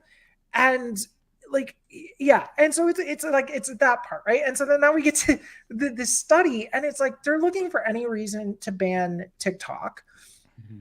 And this is just like the latest reason. And it's like, it's not TikTok that is like indoctrinating young kids into being like anti-Israel or whatnot. Like, this is just like everything else is reflective of like what they believe. Right. And it's just, it's so kids have eyes too, right? Like every single person is waking up, and it doesn't matter what social media you use. Could be Snapchat, could be like Instagram. Like you are just seeing a whole bunch of horrifying atrocities you never thought you'd see in your lifetime, and then the next day it tops those, and you're like, oh, I saw something worse than I ever thought I could out of the fathom seeing. So like, if everyone's experiencing that, obviously, I think that's probably driving a lot more sentiment to something's wrong than some insidious Chinese AI. You know, at the end of the day, right? They just refuse. They just refuse to possibly believe, or they're trying to hide the fact that they know that this is why, and they don't want it to be spread and shared online. They just refuse to believe that people have these sort of anti-Zionist or anti-Israel views because of I don't know, the actions of Israel. Like the idea that you wouldn't. the idea that young people who they already mock them as being woke, right? So they already know that they have this ideology, right? They already know that this is a generation or a group of people or a generation of people who already care about injustice. They care about people being displaced. They care displaced. Excuse me. They care about marginalized groups. They care about all these sorts of injustices in the world. They already mock them for it, so they already know this is how they feel. And then a situation happens where that ideology they know they have, that generation has, will align with the group of people who are being bombed. And instead of just admitting that this is what's going on, they got to believe something else. So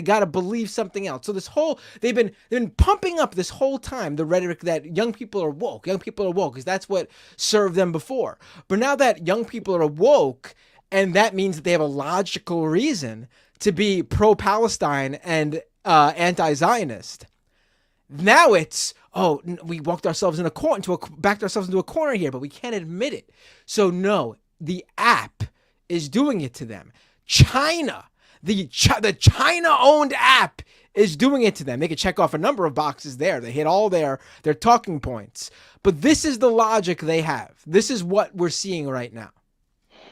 Yeah, that's entirely it. And I think one of the most frustrating things for me is like Gen Z is, by all like the traditional markers of like how you look at generations, like going to like highest rates of education, right? Graduating high school, going to college, getting a college education, lowest rates of teen pregnancy, like all the traditional markers that we look at, like for like, are the kids okay? Other than like, if you look at mental health, they are not okay.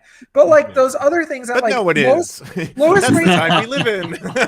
lowest rates of alcohol use, drug use, all of those things. It like out of all of the generations. So like otherwise, like it seems like they're coming out okay. And so now this is the thing like they have to panic about, because they can't panic about, are the kids drinking too much? Are they having too much underage sex? Are they having like too many teenage pregnancies? Like none of those They're things. worried about them not having enough sex. They're like, have you seen this study? This is a sexless generation. What is going on? I was like, well, you got to pick a lane. Come on. What is it? Do you want abstinence, or did you want them to all be like fucking? What do you want?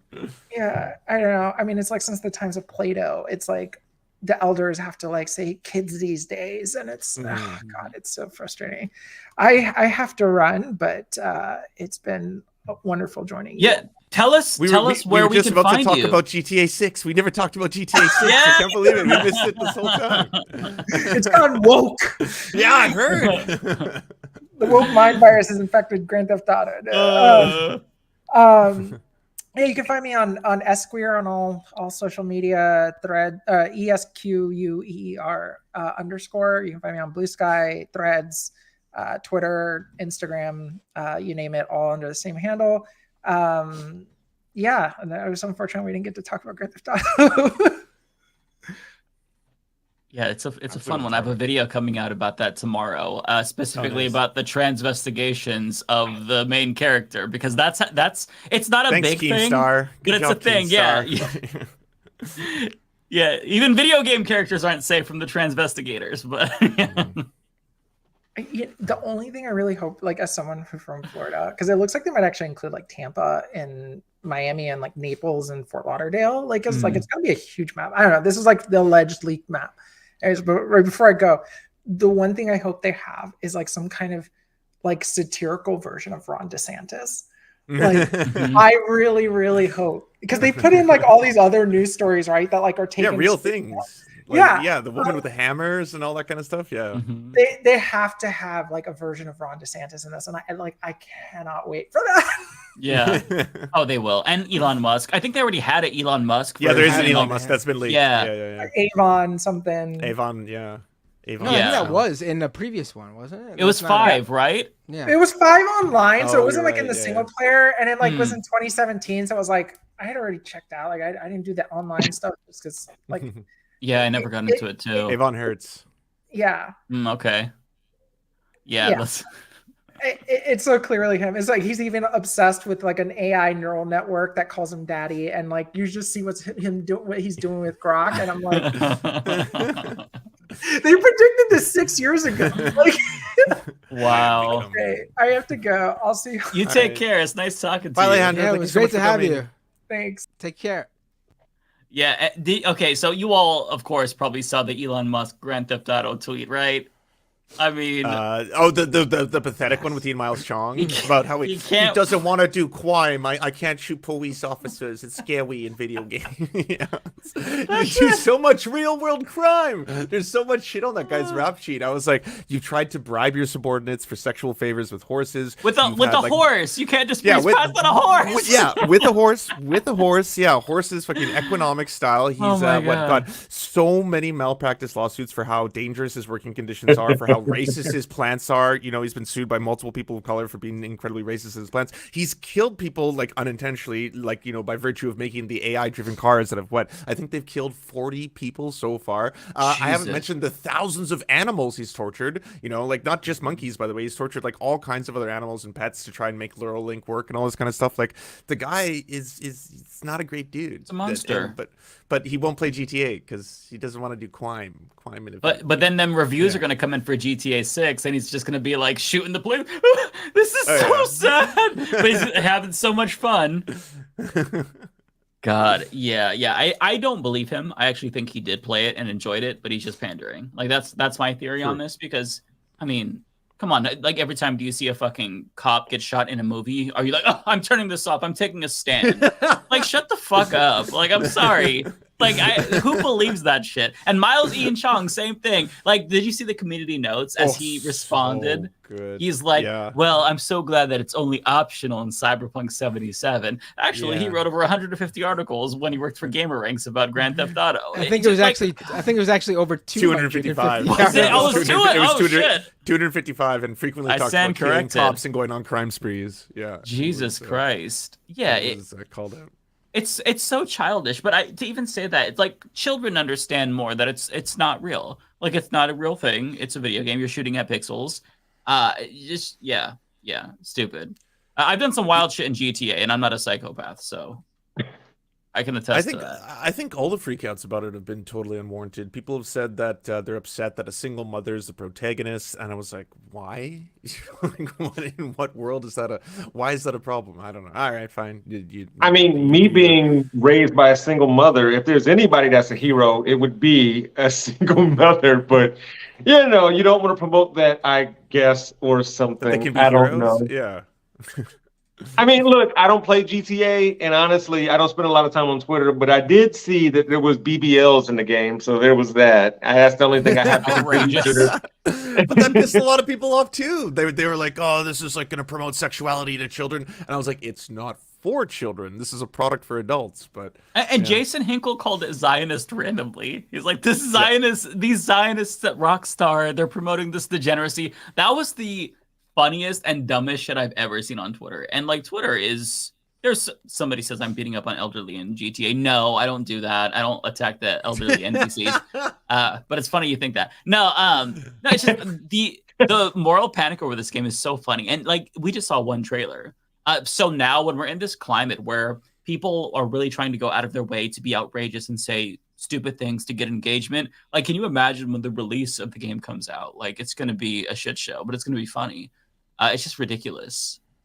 I think if people are planning, like they're going to set up what they are going to say. What is 2025, right? Is that when the game's coming out? 2025, yeah. Oh, yeah, it's that's a lot of time to plan some stupid stuff to say with some fake moral outrage. Some fake problems to have. Yeah. Yeah, Jackson, not Jason. Sorry. Okay, thanks for correcting me, Johnny.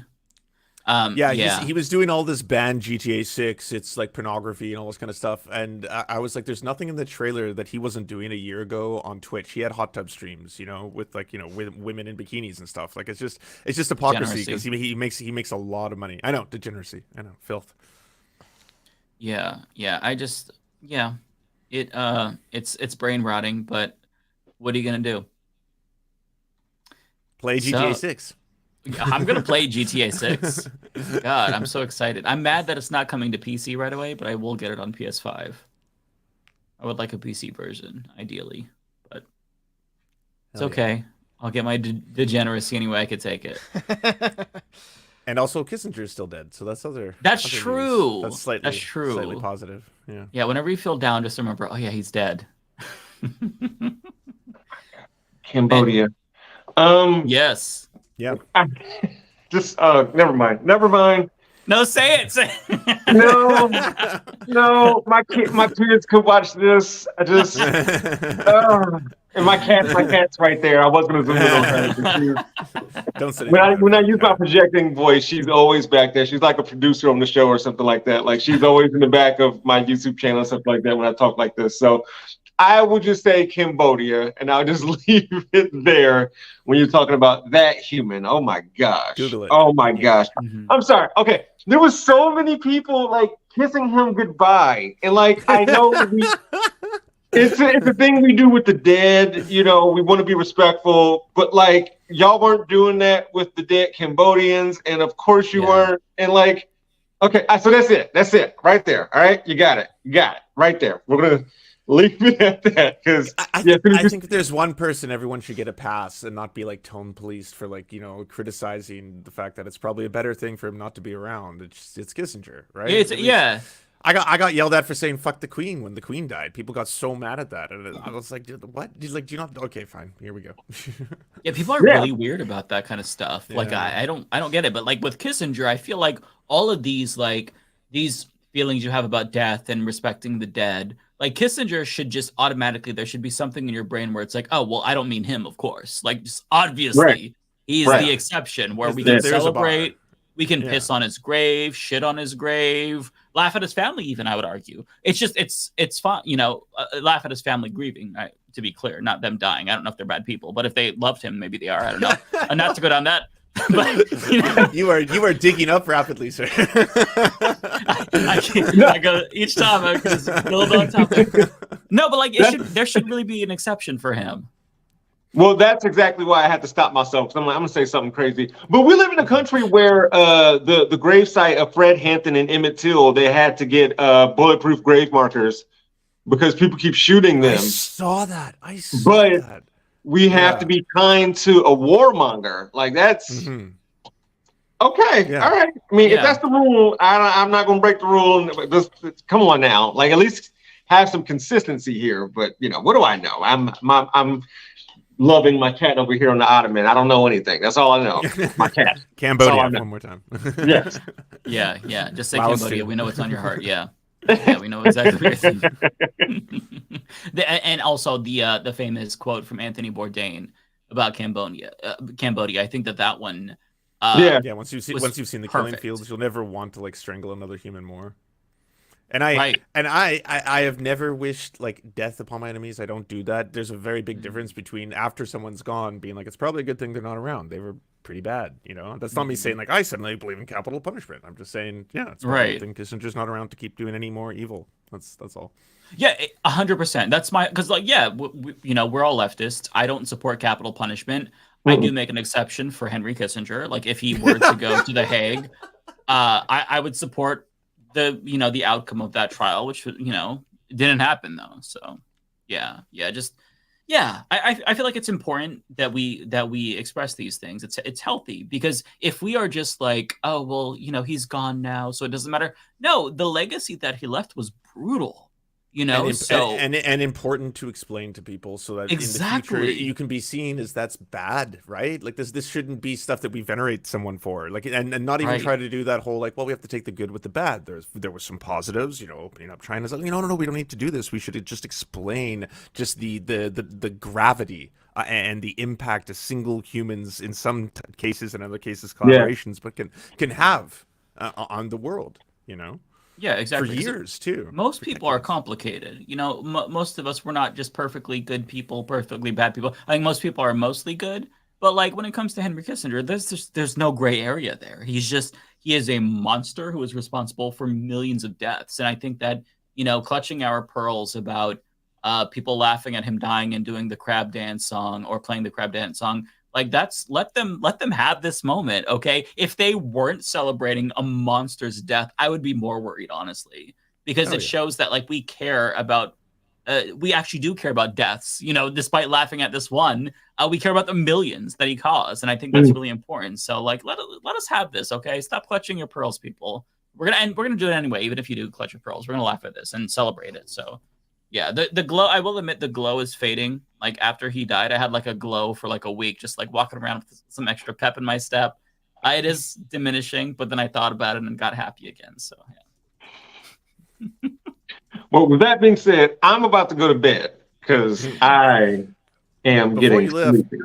Before you leave, Jeff, I just want to say I watched your video on analytics and YouTube and stuff. I'm not trying to hash out drama or anything, but I thought it was really, really good. It reminded me a ton of like when I was starting out in the industry. You were actually really technical and talking about how you do just often get exploited, and I was like, this is a really great breakdown, first POV of someone who's gone through this, because I did the same thing. And yeah, there's a lot of places where it's like, oh, you're up and coming, you want to start out, you gotta get the metrics and all that kind of stuff. And I don't think some people realize how much of it is based on like produce, get out there, get better metrics. And even if you're like, I do have really good metrics, look at my 2 top videos, right? It's like, that's not enough, more. And so I thought that was really good. It was a really great breakdown of it. Well, I greatly appreciate that, especially coming from your background and everything that y'all currently do, because again, it was statistically insignificant, I will say this, but there was a number of people who were just determined to misunderstand what I was trying to say. Again, for that specific company, I'm not even gonna say who it is right now. I wish them well. I hope I do better, but there were times where like I felt like I couldn't make videos that I was really caring about or passionate about because ones about Marjorie Taylor Greene or Lauren Boebert, who don't deserve the press, might get me more views. And that's just the reality of what's going on. Me being a freelancer, let's just be honest, I was a revenue generator for the company. That's what it is. I recognize that in myself. I was okay with that. I signed up for it. And, so when things started to go downhill, I think what bothered me the most is that none of the people that were along the ride with me didn't say like, hey man, I think we aren't marketing you the way we ought to be or should be. Because as I said in the video, I made the content, I turned it into them. All of you know how important thumbnail and titles are. I didn't do that. And so when things were going well, I credited them. Like I did that consistently. Over my almost 2 years there, I made very similar content. And so when things went well, I credited them. But when things started not to go well, I didn't hear anything. And I didn't get reciprocated the feelings that I gave to them, especially it was last summer when my numbers dipped. And I was like, yo, I need to start making some videos for the audience, because I think I know who the audience was. And things went well.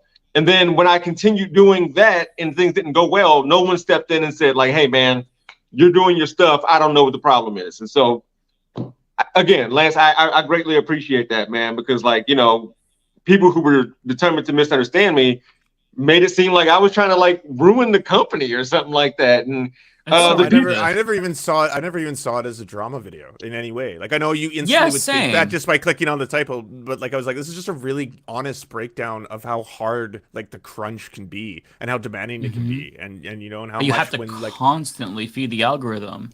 Yeah, exactly. Yeah, absolutely. And so I think half of the video is me just talking about the role of a freelancer, because I didn't know before I got involved. And so anybody who watches that video, hopefully they can say, oh, that's what it's like to do your own stuff versus some work for another company. And it's difficult. It's not easy stuff at all. So again, I thank you. I'm glad people are watching it, but I'm glad you said that, because like after a couple, I strategically I put the video out on Thanksgiving morning because I was like, well, people aren't going to do stuff, so come and watch Jeff. And my wife was like, oh, like, have you seen the comments? And I'm like, no. And she's like about to go fight people. Oh no! People. Oh, there he is. Oh, okay. I was passing by.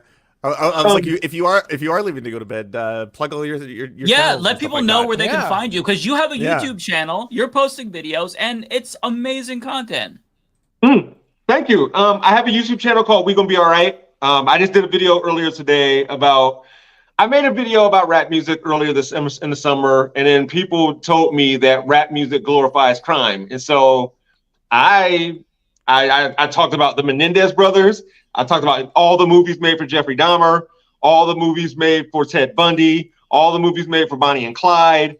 all this glorifying we do of crime and criminals in this country to where certain ones become famous, but y'all want to talk about rap music? I mean, okay, kind of seems like rap music are very aware of the fact that like this country really likes true crime. And so even if I'm not into gun toting, I will pretend like I'm into that just to sell you records. So that video came out today. Again, my YouTube channel is called We Gonna Be All Right. I'm so thankful for anybody who's gonna watch it. Go subscribe. Yes, everyone. please. Go please. sub, go thumbs up, go comment. Do all the Yeah. all Right that now. stuff. Right And now. so I will do this before I go. It will be a Leftist Mafia exclusive. I get access every day. My architect knows Japanese is a lyric from a Childish Gambino song. I don't have an architect. I don't think I know anybody who knows Japanese. It is a rap song that I like.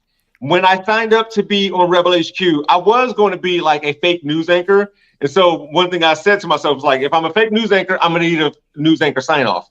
And I bring hip hop everywhere with me. And so it was just a weird lyric that I wanted to say to people. And so for the people who knew where it came from, it was a nod to them. And for the people who refused to Google it, it would just be the mess with them. But now there are people who are like, oh, you're boasting about having an architect. How dare you? Oh my like, God. And I'm like, that's a weird cancellation. And I'm like, I'm a freelancer and a YouTuber. You think I have an architect? Like, how much do you think? Let alone a like, multilingual one. Yeah, exactly. Like, yeah, you think I got a polyglot architect? Like, no, how much do you think AdSense is paying me? So, Leftist Mafia exclusive. So, chop that up and send it out to people. No, it doesn't mean anything deeper than it's a Childish Gambino song called Sweatpants. It is no reference to anything else. I just wanted to mess with people, but apparently I've angered a lot of people. So, weird. Leftist Mafia exclusive, baby. Yes, yeah. But hey, thank y'all so much for having me. Fans of y'all are fans of mine, and they were in my comment section saying like how good it would be for us to connect. So I'm glad that finally happened. Yeah, absolutely. We'd be happy to have you back anytime too. Always happy to bring on cool people, and you're a cool person. And everybody, you better go subscribe right now. There's 1,200 people watching, so Jeff better have at least 1,000 new subs, okay? And I say that because everyone else should already be subscribed. So everyone else should already be subscribed. But for the new people, you are more than welcome. And thank y'all so much. Y'all have a good one. Yeah, you take care. Great. Thank you for coming on. That was awesome. Before you guys start super chats, could I just I got to peace out because I got to take Chico for a walk. Can I quickly say, everybody, we want to do an awesome clip show for y'all. I know we had the 1 year anniversary episode. Technically, it was the last episode, so we actually just like spaced out on that. So every single one of you, send me your favorite clip from the Leftist Mafia. It can be from the first episode or this one that you just watched. Send me your favorite clips. All you got to do is give me a timestamp of where to find it in a link of a YouTube channel or whatever. Just give me a link with a timestamp so I can find it. I'll compile them all. Just go to wearesurfs.com. Wearesurfs.com. There's an email place you can just send links there. Just click on contact, email me, and I'll throw them into a compilation video for the start of the next episode to celebrate. All right. So pick your favorite episodes, send them to me, and we'll all have a good laugh.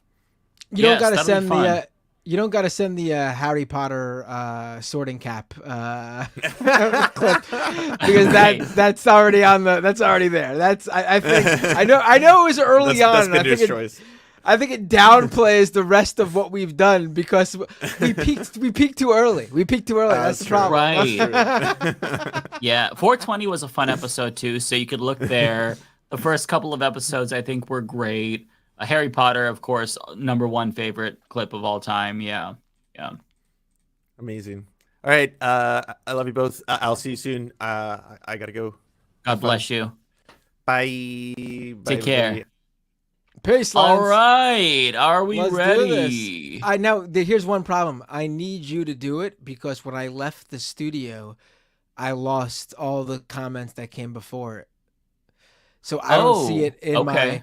So you got to do all the ones that aren't mine. I won't know when you're coming up to them. Okay, no problem. Well, the first one here. Oh my God, this is a huge super chat from Wanda. Wanda, my goodness, $52. You did not have to do this, Wanda. You're so sweet. Congratulations. Yeah, that's Wow, great, Wanda. My goodness. Congratulations to Mike and Leftist Mafia on the 1-year anniversary. You have had an amazing year sharing your content with integrity, laughter, so much fun. Much love to the LM crew. Wanda, that is so kind of you. Thank you so God, that's so sweet. Thank you, Wanda. I really appreciate that. Thank you. Let's see here. We have Parker. This is gonna be for you. Okay, you missed a lot. There were ones that came in before that. I don't have that. All right, I see a post from Tokyo Hans. Oh, I remember Tokyo. Yeah, that's not showing up for me. All right, did you leave the Wait, is the Tokyo Hans one that you're referring to RFK? Is that what it's about? No. Oh, this is a different one. Okay. Tokyo Hans with 5,000 yen. Missed the last Leftist Mafia. Kissinger is dead. 2 things came to mind. 1, can't use my Kissinger must be turning in his grave gag, knowing full well he was still alive. And 2, Mitch McConnell must be turning in his grave at the fact that Kissinger outlived him. I don't know why that's not showing up. Tokyo Hans also gifted me 5 YouTube membership. Gifted 5 of my YouTube memberships to users in my live stream. Wow! Thank you, Tokyo Hans. And now you can go to the. Wait, so you also don't see the Wanda one? Wanda gave me something too, the same as yours. Oh yeah, it's not coming up for me. That's why I was wondering. Wanda with $52 for me as well. Oh, Wanda! Wow. Happy, and what might have happened? She might have sent it to you at first, $50, then realized she sent it to the wrong person, and she might have asked YouTube for the refund and then given it to me. Wanda, $52. Happy anniversary! Well, hold on, I gotta do my classic. I usually go go nuts for $20. Yeah. I gotta Wanda with $52. Wanda, my God! Happy anniversary, Matt and Leftist Mafia. You have had an amazing year, proving leftists can be great friends, great advocates, and speak with true integrity, and still have fun while giving us great content. Here's to many more anniversaries. Thank you so much. But I don't know if you could say proving leftists can be great friends after we booted 2 people from the show. Well, we didn't boot 2 people. That's true. 1 person we booted from the show. Yeah. So we'll be so we're good friends to 4 out of 5 leftists. Which surprisingly, for leftists, that's a big actually number. A very high number, right? Okay, so the next one that I have is from Parker. I'm not sure if you've caught up yet on your side. I think this is that's for for me. Yeah. Okay. Parker with a $5 super chat. How much longer until someone in Congress proposes a bill that states citing the number of civilian casualties in Gaza equals anti-Semitic? Might be close. I mean, right? Just this past week, Congress declared that I and you too, listeners and viewers, and Mike as well, we're all anti-Semites for being anti-Zionist. It's amazing, isn't it? That is so wild to me. It's amazing. Who knew that all these anti-Zionist Jews out there are doing an anti-Semitism? I didn't know that. I'm just shocked. pretend like they all don't exist. Apparently, I just really hate half of myself. That's the point. That's yeah. Sad, Matt. Sad. You should definitely listen when most of this Congress that is overwhelmingly not Jewish tell you that anti-Zionism is anti-Semitism. We should take what they say over the Jewish people who say that they're anti-Zionist.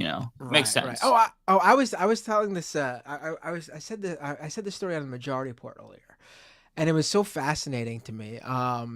When I learned, because I didn't think I qualified, but I learned a few years after I crossed the age barrier that they have, but previously I qualified for a birthright trip.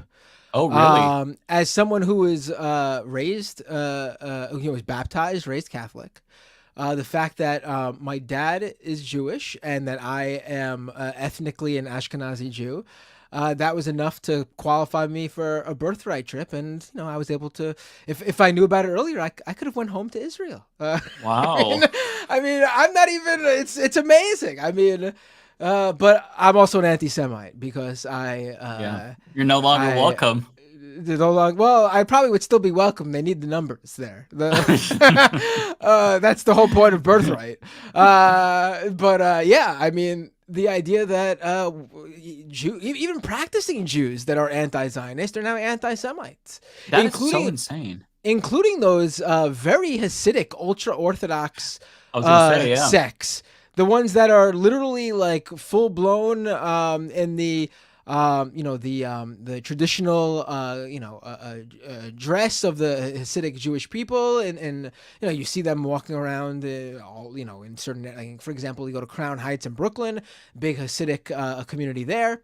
Certain sects are super anti-Zionist. Mm-hmm. You often see them at pro-Palestine rallies flying the Palestinian flags. They're anti-Semites apparently. Yeah. Did you see Jerry Nadler's speech on this? He did a really good speech on this. He voted present on that resolution, but he was talking about that very thing. It's just, it's crazy because what is it, like 6% of Congress is Jewish, and they just get to declare that anti-Zionism is anti-Semitism. They're not part of the community for the most part. It's so dystopian to me to see what they're doing. I put it this way. So there was an interview going on, or not an interview, but apparently Joe Biden was in like Massachusetts yesterday or whatever. Yeah.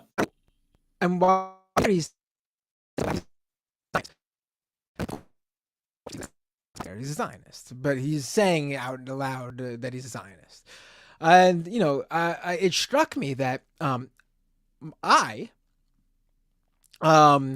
or any Jew, even Jewish people who are religiously Jewish, not just someone who's partially ethnically Jewish like me, full-blown Jewish people who are anti-Zionist, if they disagree with Irish Catholic Joe Biden, then they are an anti-Semite.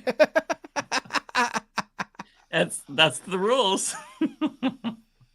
It's amazing. The funny part is I'm a Catholic too, so I check both things off. I guess I could really have it all ways. I guess. I mean, and the real cherry on top is I don't even believe in any of it anymore. I'm completely non-religious. Don't believe in an afterlife. Don't believe in a God. But here I am. An anti-Semite now. Yeah, shame on you, Matt.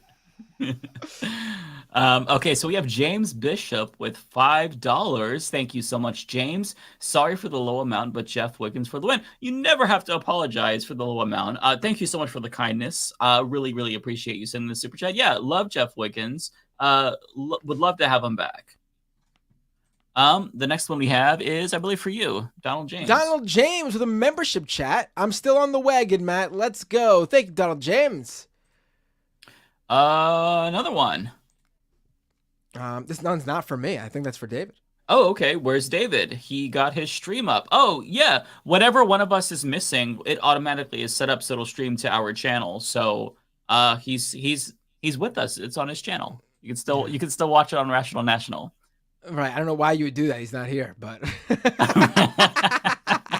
Or you know what? I don't know if it's his. No, it is his main channel. I see it. Okay, I wasn't sure if it was his second. David Dole had other obligations tonight. He's a very busy man.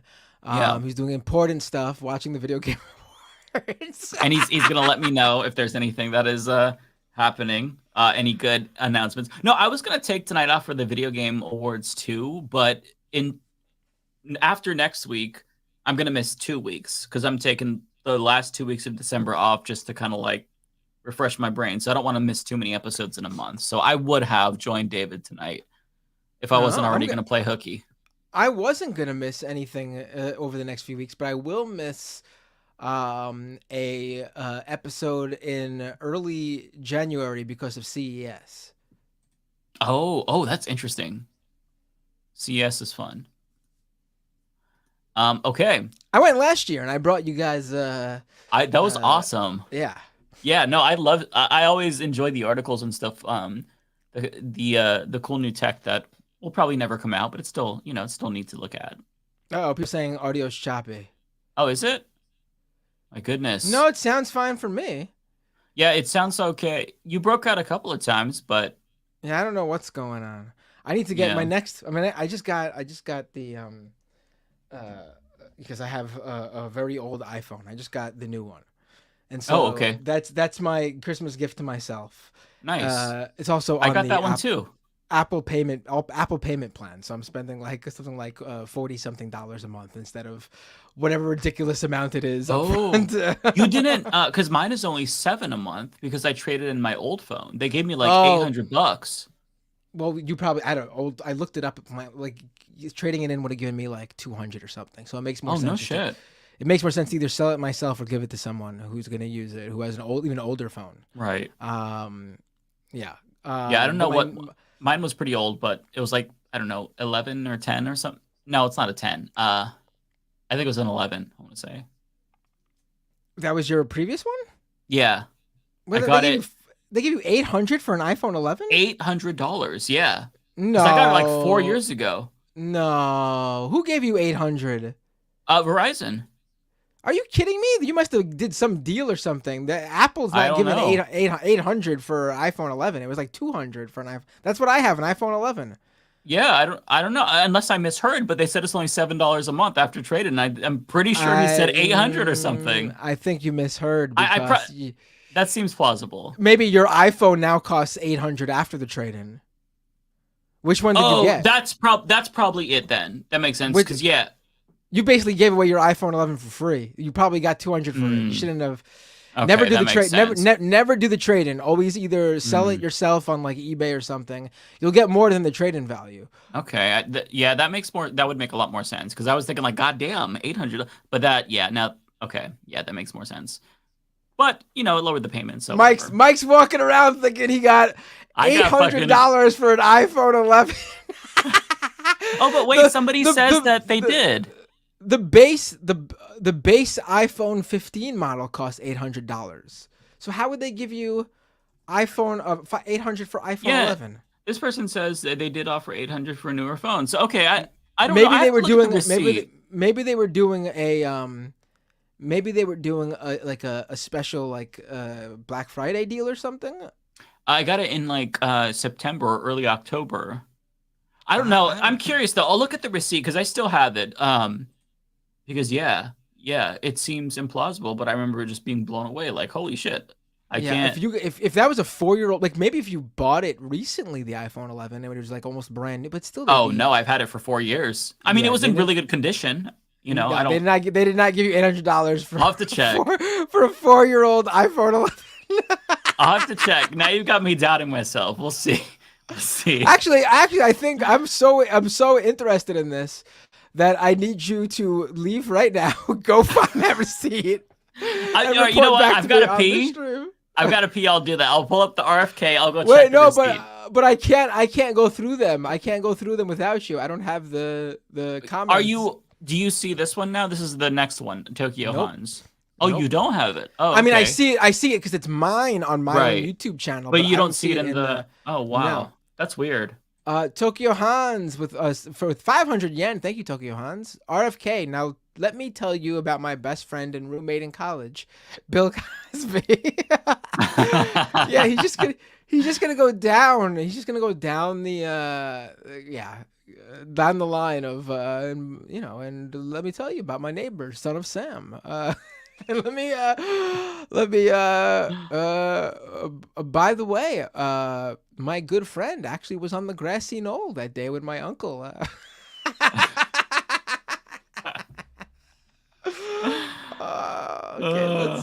Okay, we gotta. So Balthazar just sent this in, $4.99, $800 for an 11. I'm paying almost $1,100 a month for insurance. Jesus, that's insane. Wow, I don't know. I'll check the receipt. Hold on. I gotta say, $1,100 a month. I'm assuming for health insurance, because in the context of this conversation, it sounds like you're paying $1,100 a month for phone insurance for like. Oh, that's Apple what Care. I thought. No, there's not an $1,100 a month phone plan. Phone insurance plan. Okay, once we get to where you can see it, where's the first super chat that you can see, and then I'll go ahead and. But then we're gonna miss them. Let's wait till we get to. I see a J Cass. J Cass super chat. Yeah. Oh, okay, It's that's fu- coming up. It's okay, but so yeah. let's continue. Okay. So this one's for me, Zishan with 5 euros. Would you condemn Turner or the Comanches for wiping out entire white settlements? If not, then why condemn Gazans who are living in concentration camp? I don't understand. I don't know. I honestly don't understand the question. If you want to put a follow-up in the comments, because I don't know who's like I'm not sure what you're referring to with Turner and the Comanches and white settlements. I'm not really sure. Well, he's talking about, I guess, the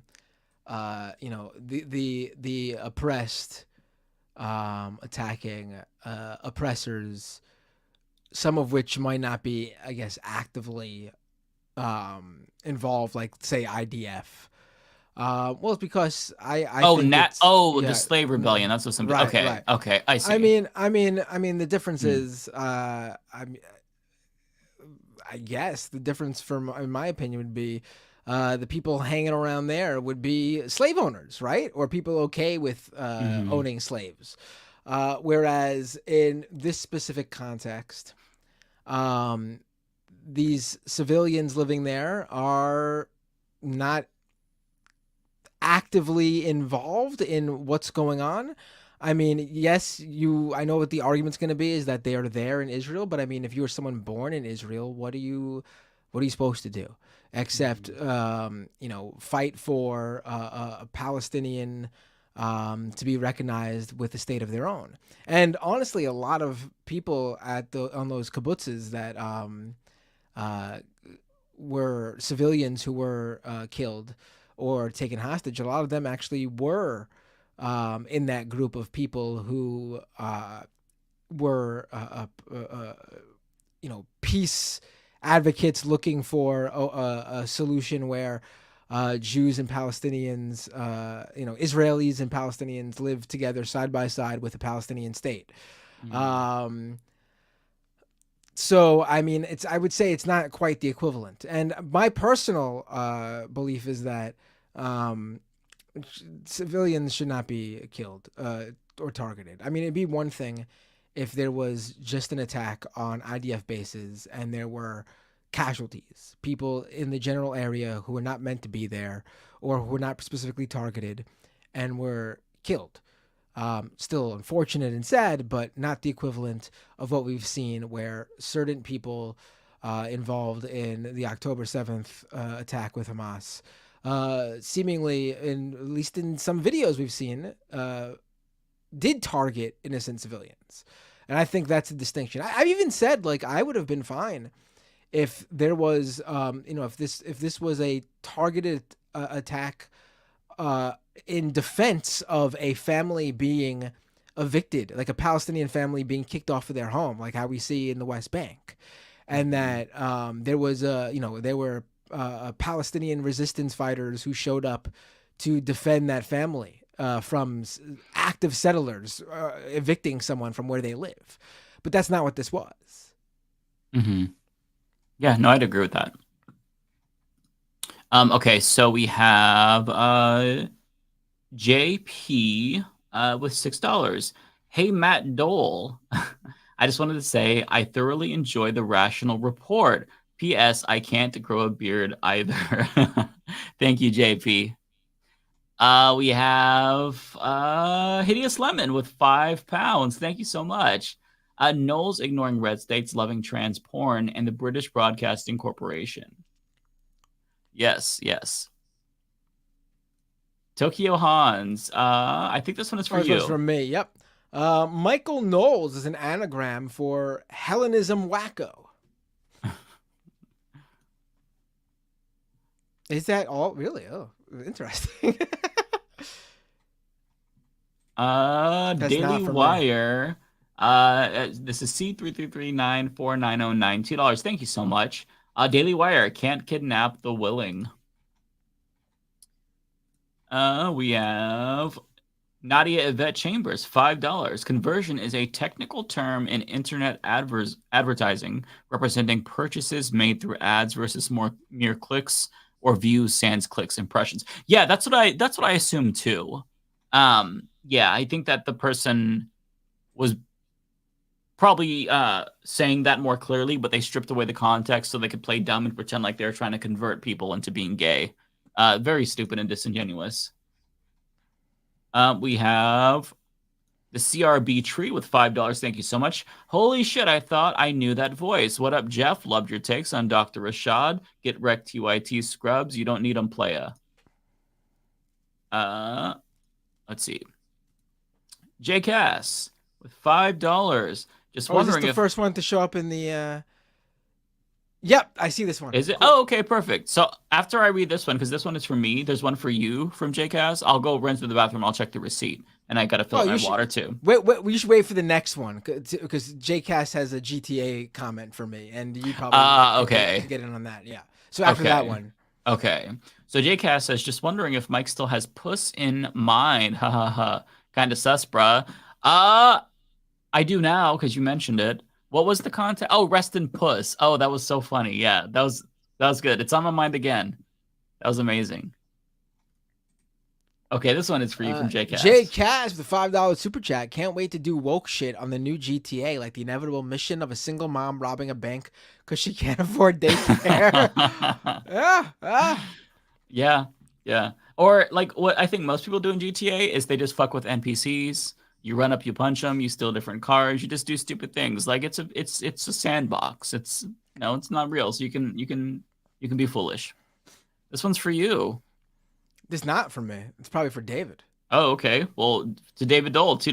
Fartgas says poopy butt. There you Thank go. you so much, Fartgas. That's that high quality David Dole chat viewership, right?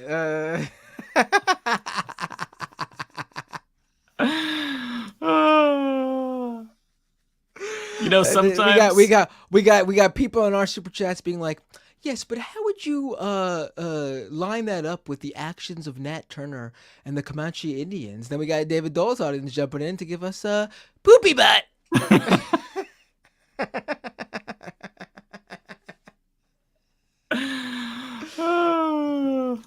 Okay, this one is for me, Cosmere Dragon with 2024. My goodness, thank you so much. That is a really generous super chat. I really appreciate that. I'm a Florida resident and feel distraught. I had hoped to vote for Marianne Williamson. Everyone, please vote in your state primary if you can. No matter who you support. It will now be difficult for me to go vote in November. Yeah, that's really fucked up. I don't know if you saw. They basically canceled the primary in the state of Florida, which is so messed up. Florida is one of the worst states in terms of like the Democratic Party. They basically like part of the reason why Republicans are so successful, I'd argue, is because Democrats in that state are so weak. So this is kind of like not surprising if you've been following Democratic Party politics in the state for a while. But yeah, it's so fucked up.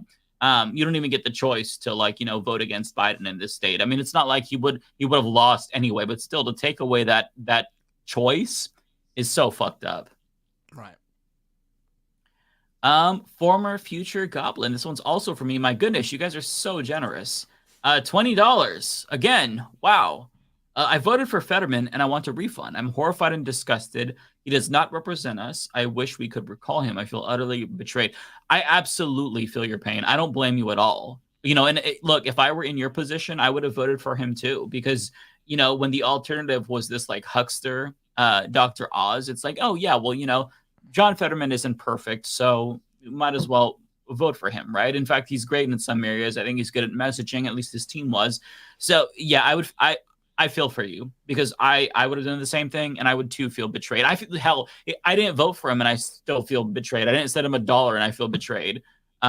Just because he's just like another slimy politician. And I thought that he was bad on this issue. Like, I think most of us probably knew this, but nobody expected him to be like a sycophant. Like, nobody expected him to go Richie Torres. He doesn't have to do this, but he is. So yeah, I feel your pain right there, man. Okay, the next two are for you. I'm gonna go ahead and run to the bathroom now and get some water. Try to check the receipt. For Resto with the super chat.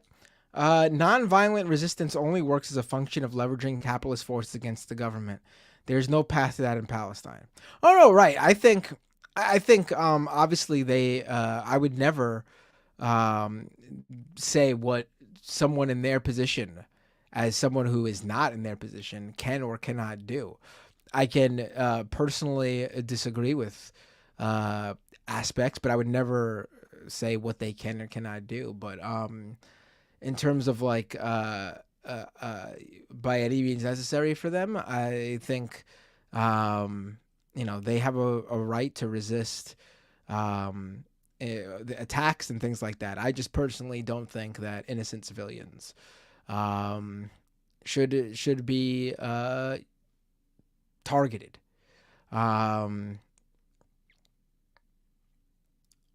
It's one thing to shoot a rocket into an area. It's another thing to specifically go after someone who is an innocent civilian.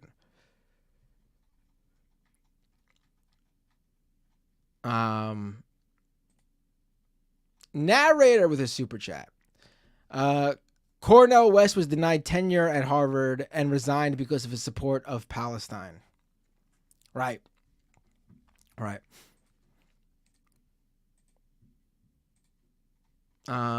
Let's go to this next one. Is not for me. I don't know if it's for Mike or who it's for. But Bay Photo with a $10 super chat. To add to Alejandra's point on Bill Ackman, he was one of the first, if not the very first CEO demanding college students be publicly blacklisted and barred from future employment opportunities.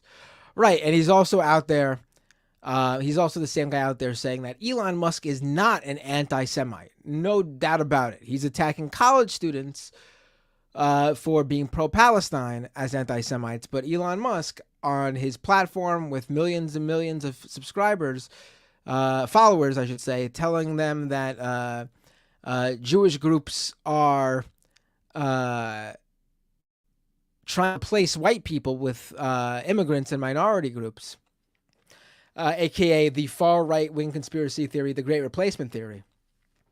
That's not anti-Semitic, according to Bill Ackman. Also, should say that Bill Ackman's venture fund is a investor in Elon Musk's Twitter. I wonder if there's any conflict of interest there with his opinion. Let's go to... Oh, Mike's back. Did you find that receipt? I did. Okay, you were 1,000% right. So it was, it brought the price down to like 800. I saved like 140. That's all the trade-in value was. So I wish I didn't trade it in. God, I was so off. I was thinking I got the best deal ever. Damn. $800 for an iPhone 11. You would have been, my man, if you got $800 for an iPhone 11, what you should have done is you should have went out on eBay and bought every used iPhone 11 and kept showing up at the store and collect. You would have been on eBay winning an iPhone 11 for like $200, $300, and then go into the Verizon store and hand it over and get $800 in return. You could have been rich. Yeah, I don't know how it's so off and why I was thinking that. When I went out there, my husband was like, no, I think you told me it was like 200 off or something. I'm like, so where the fuck did 800 get into my head? It had to have been just that it brought it down to 800 and I completely misremembered it. But yeah, I feel stupid. But yeah, when I think about it now, it's like, yeah, why would you get that much money for an old ass phone? But now we know. Damn. Welcome to Verizon, where our business model is you give us an old-ass phone and we give you 800. We give you the same amount it costs for the brand new one. Oh, my God. I just, you know what? It was one of those things where I did not think it through. Like, yeah, when you think about it, $800? Come on. I don't know. I'm tired tonight. I gotta tell you, if I found out they were doing that, I would have, like, I said that jokingly, but I would have literally bought up all the iPhone 11s I could find, yeah. And I just would have traded them all in and walked away with like $800,000.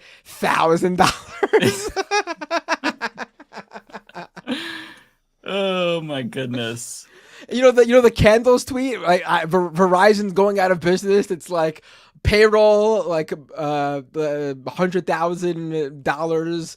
This is for a local store, obviously. Rent,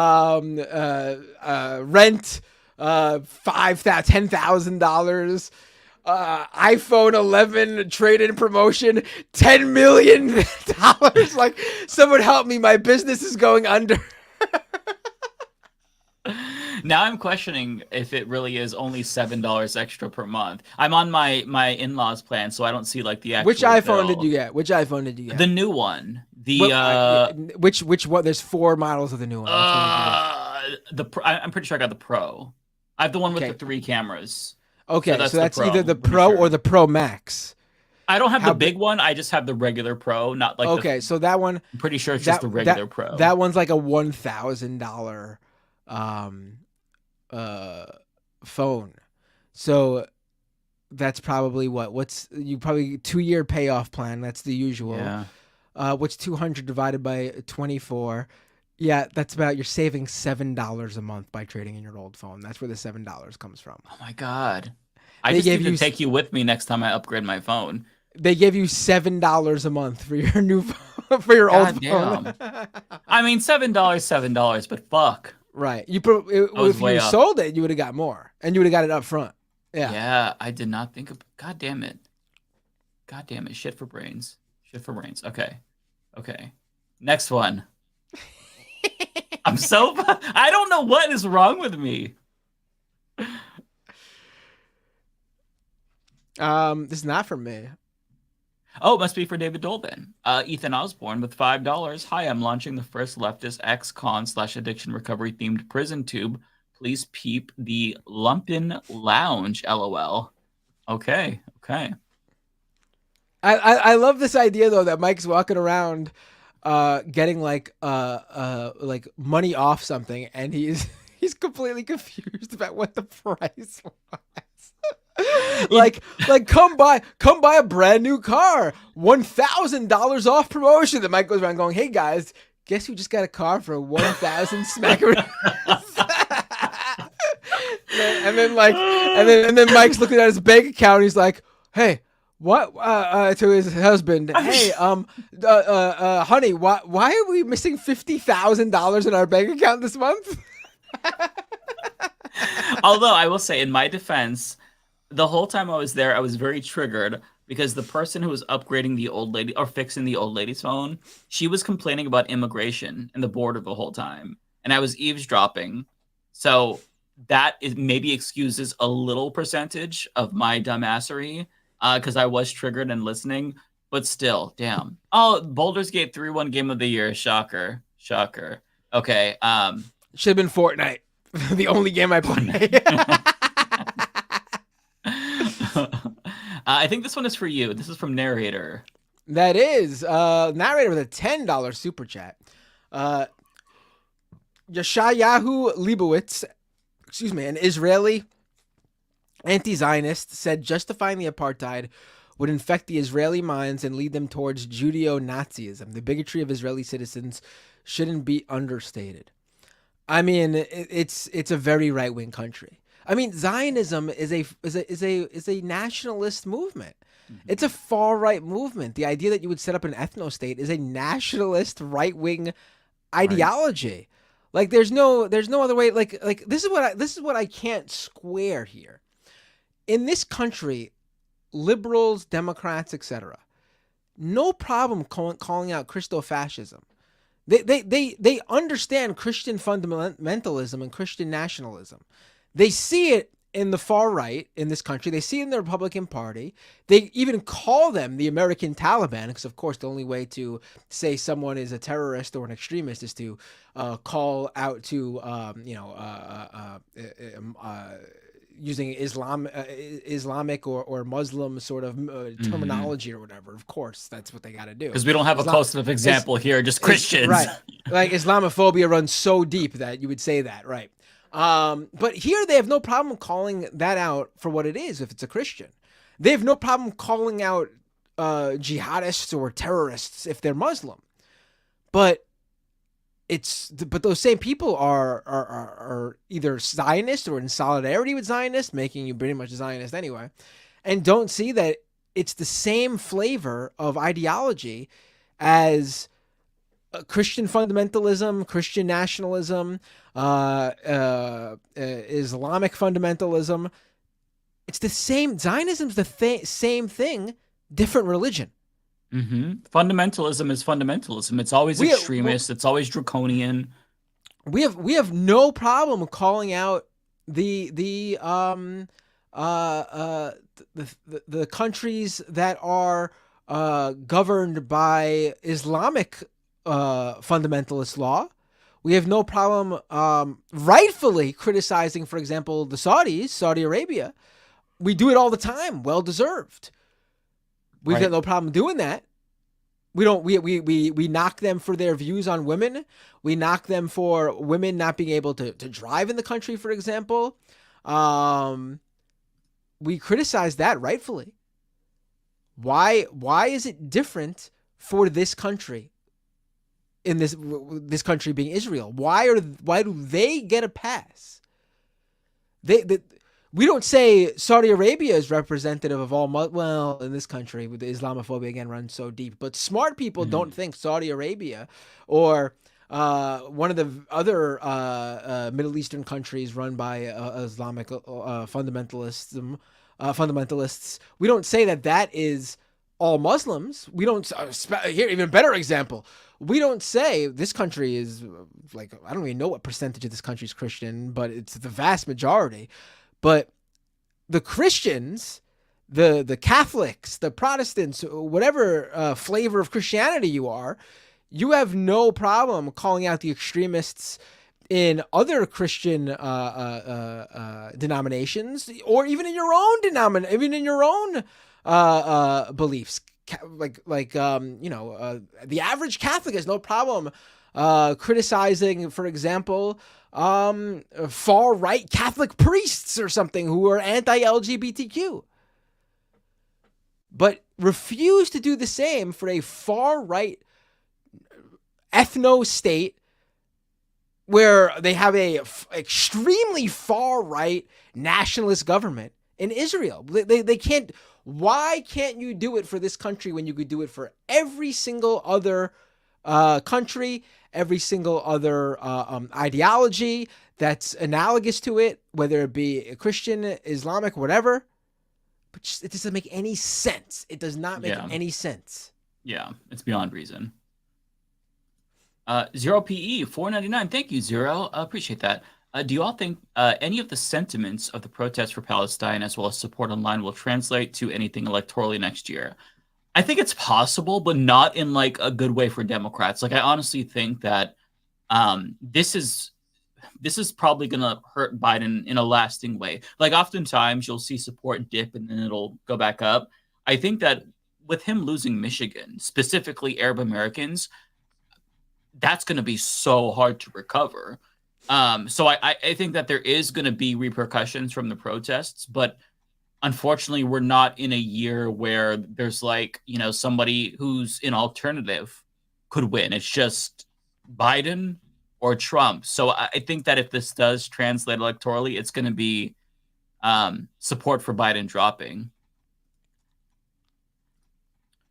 So we have another one for you. Narrator with another $10 super chat. Anti-Zionism is not anti-Semitism. Anti-Semitism is disparaging the entire Jewish diaspora. I always mess up saying that word the first time I say it. I say that. Yeah, no, I do too. Yeah. But by tying them inextricably to the occupation state and its imperialist white supremacist machinations. Yeah, it is extremely demeaning to, I mean, listen, I know every Jewish person has their own level of connection or lack thereof to Israel, for example, but there are plenty of Jews who have absolutely no sort of connection or need for one with Israel. I mean, my dad never brought up Israel growing up. My dad's is not Israeli. I personally have zero sort of connection to Israel, and I grew up in a Jewish neighborhood for a time. All throughout my life, I grew up around Jewish people, Jewish friends, Jewish family members. No one ever brought up Israel. It just wasn't a thing. And again, I know everyone's experience is different, but the point is that there are these Jews that exist.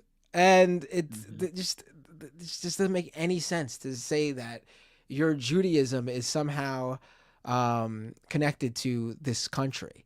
And what about people who aren't even religiously Jewish, like me? Like I'm ethnically Jew. Like I have even less connection because it's not even a Jewish religion. Even though I know there are Ashkenazi Jews who live in Israel, but I mean it's just doesn't make any sense. The generalizations are wild. I think this one is for you. Yeah. It is another narrator. Thank you, narrator. Narrator the $5. Oh no, narrator the membership chat.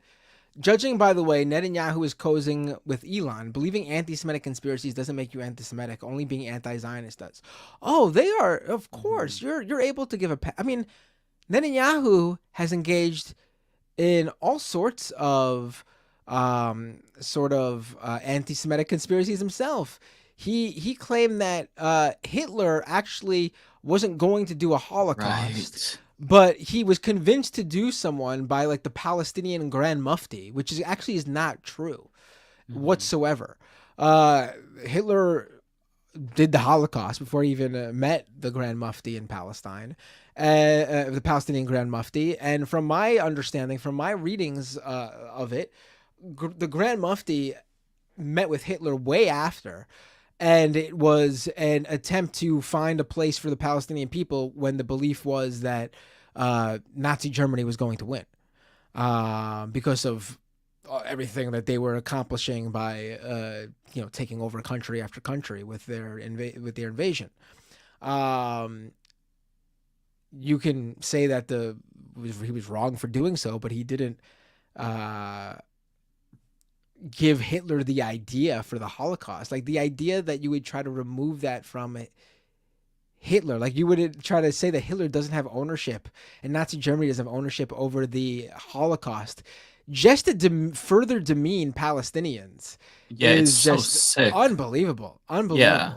Yeah, it's sickening. Thank you so much to Andrew for gifting 5 subs to me and 5 subs to you as well. So really appreciate that, thank you, Andrew. Appreciate that. We also have a super chat. This is for, I want to say for you. Yeah, this is for you. Is it? Let me see. Oh yeah, it is for me. Thank you so much, Andrew. This is a membership super chat. What do you all predict the wildest Floridian gameplay in GTA 6 will have? I want the ability to compete in slap fighting competitions. It's got to be some sort of alligator wrestling or something, right? I was gonna say like something to do with swamps. There's gonna be some. I mean, who knows? Like the people who make these games are so creative. Probably banning books. That'll probably be some wild Floridian gameplay. There's gonna be a mission where you have to like find books to get them pulled out of a library or something like that. Because this is satirical, so they're gonna base it off of Florida, and they have a lot to work with. I'm excited. Okay, this one's for me. Chris, $2. Thank you. Biden's Kissinger statement that was basically Rip Bozo. Oh, I haven't seen Biden's statement, but if Biden didn't give like a fawning statement, I would actually be surprised. He sort of gave a statement that was just like, yeah, Henry Kissinger was a guy who was alive and now he's dead. My condolences. Like he wasn't very. Okay. He really tried to remove himself from the condolences as well. Like it wasn't like anything like, oh, I respected his tenure. No, it was like, like I said, Henry Kissinger was a guy. He worked as a Secretary of State for many years, and then he went on to do this. He died. My condolences. It was very interesting to see him. That is interesting. Again, it's too bad that Biden has been fairly better than expected. Again, bar very low. Better than expected on a number of things, and then completely fucking flushes it all down the toilet with his inability to even not even just his support for Israel, but his denial of Palestinian suffering, which was by far one of the most disgusting things I've ever seen a president do. Mhm. And I still say the election is far away. We don't know what can happen between now and then. I would prefer Donald Trump not to win. I thought you were going to say I would prefer Donald Trump. I was like, no. I'd prefer Donald Yeah. Trump not to win. I will have Right. no remorse for Joe Biden if he loses. Yeah, I mean that's where I'm at too. It's like I don't want Trump to win. I don't want Trump to win, but if Democrats lose, it's on them. They caused it. They asked for it. They deserved it. They don't get to blame voters this time, or they don't get to play that same game that they always play. There was I don't know if you saw, there was a clip on, I think it was CNN, where Jake Tapper had asked, I don't remember who it was, but he asked the Democratic operative, I was watching Kyle Kalinski's video about this, whether or not replacing Biden, since he's so unpopular, would be an option. And she like recoiled at it, like, no. It's like, okay, well, if this is if this is what you're going to do, you're not going to change course. Biden's not even going to come up with some sort of an agenda for a second term and continue to support genocide. You're going to lose. We're all going to have to suffer the consequences of it, because it's not going to be like the Democrats who suffer. They're all good. They're rich. It's just normal people, who are going to suffer. And at last night's debate, they were talking about, I think it was Ron DeSantis or Vivek Ramaswamy said that you can just ban gender affirming care federally with the stroke of a pen. You have the authority to do that. So, it's going to be so bad if Trump wins, but it's looking likely with the way that Biden is shitting the bed. They're like, listen, the poll after poll shows that Democrats disagree with how Biden is handling what's going on in Gaza. It is a huge amount too. And it's not just Democrats. It is also the Democratic base. There's polls that show that when they poll, it shows that Black Americans, Latino Americans, Asian Americans all disagree with Biden on this as well. It shows that the age groups 18 to 49 disagree with Biden on this. This is an issue where they are basically giving the middle finger to their base.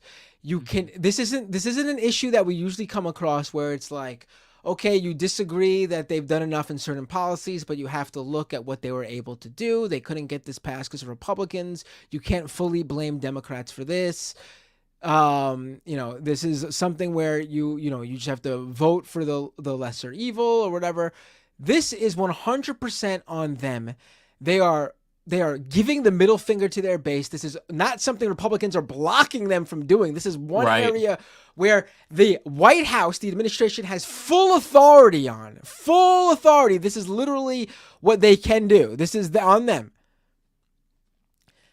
If they are saying, we don't care what you're telling us, and they lose next November, it is their fault.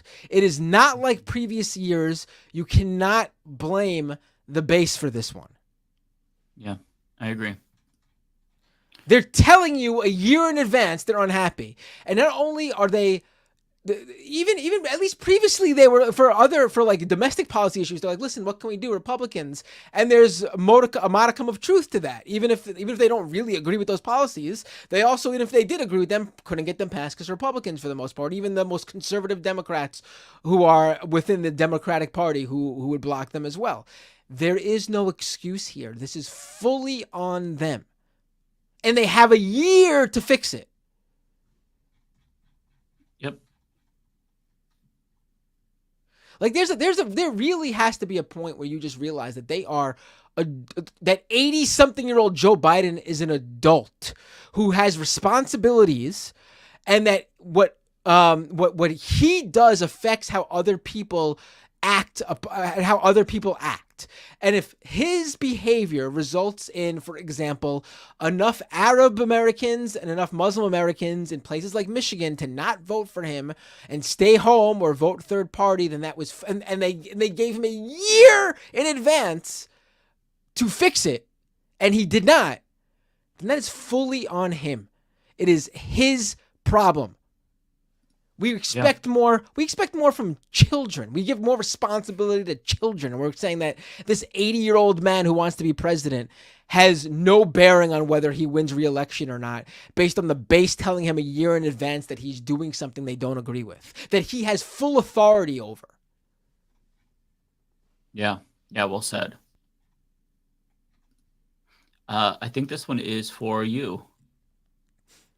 Let me just double check. I can't find it. Hold on. No, it's not. No, okay, Probably this must be for David. Yeah, okay, so Fly Chomper Fly, $5. Just spent over an hour searching for a clip where someone talked about how her family was stuck in Gaza and couldn't get out. Please help. When/who was that? It doesn't ring a bell to me. Does that ring a bell to you? I don't remember.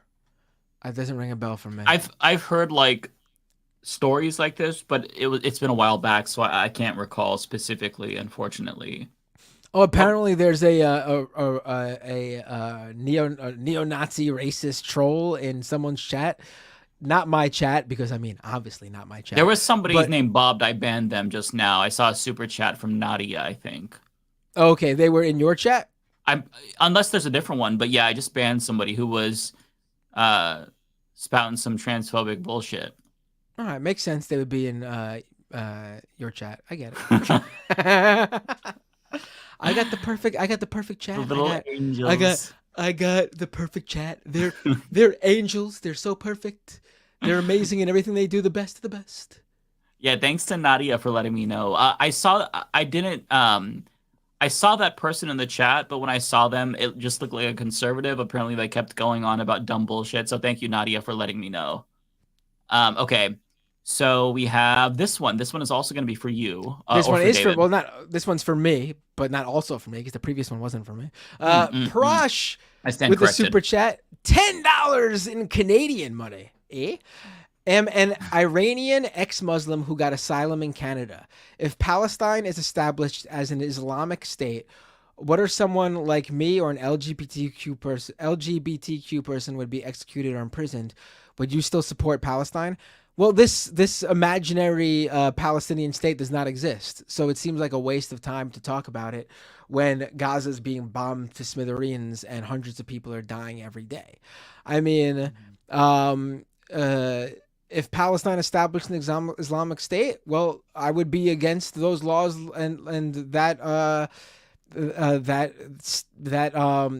government running that state in the same way I'm against governments running other Islamic fundamentalist law in Islamic fundamentalist states, excuse me. But I mean, we got to take it one step at a time. And you're talking about an imaginary state that has not existed for at least 75 years. I mean, what do you think? And listen, there's a bunch of countries throughout the world that are deeply homophobic. In fact, I think there's like 4 out of the 10 states in the world that still have the death penalty for queer people is in the Middle East. And what you do is you stand in solidarity with the queer community there, but you don't advocate for the entire population to be wiped out due to ethno-nationalism. It's not simple. It's not difficult, right? It's simple. Like the LGBTQ Palestinians who you're worried about getting executed in this imaginary fundamentalist Islamic Palestinian state are being literally bombed by Israel right now. Right. Like the direct threat to those Palestinian LGBTQ community are the bombs dropping on their heads right now. Mm-hmm. And there are queer Palestinians. I can't think of his name. There's a really big account on Twitter. Unsurprisingly, he does not think that Palestine should be bombed, right? I'm not saying that that's what you support, Prash, but you can't assume that this injustice is justified because theoretically this country would be bad. Like you don't, I mean, it could be the case where maybe homosexuality is decriminalized. I can guarantee there will always be homophobia in Palestine because it's in every single country in the world. But regardless of the social climate, you should never support the entire subjugation or apartheid or open air prison of an entire population. Because if you care about queer people, you're punishing them too. Like they're the victims of this as well. Okay, next one from Zero PE. I think this is you. For me, yeah. Zero PE with a $5 super chat. Jeff was awesome, and this was a fire episode. Can we possibly get Left of the Box, Sandy Lovas on soon too. That'd be great. Left is best. Yeah. Hell yeah. This one is for me from Patrice Hubbard Bell, 1999. My goodness, thank you all so much. These have been really big super chats. You are so kind, Patrice. So we patiently waited a whole year. It is time for a live show. These super. Hold on, sorry to interrupt, but these super chats actually are more than what Verizon gave you for the iPhone 11. I'm never gonna live that down. Shit.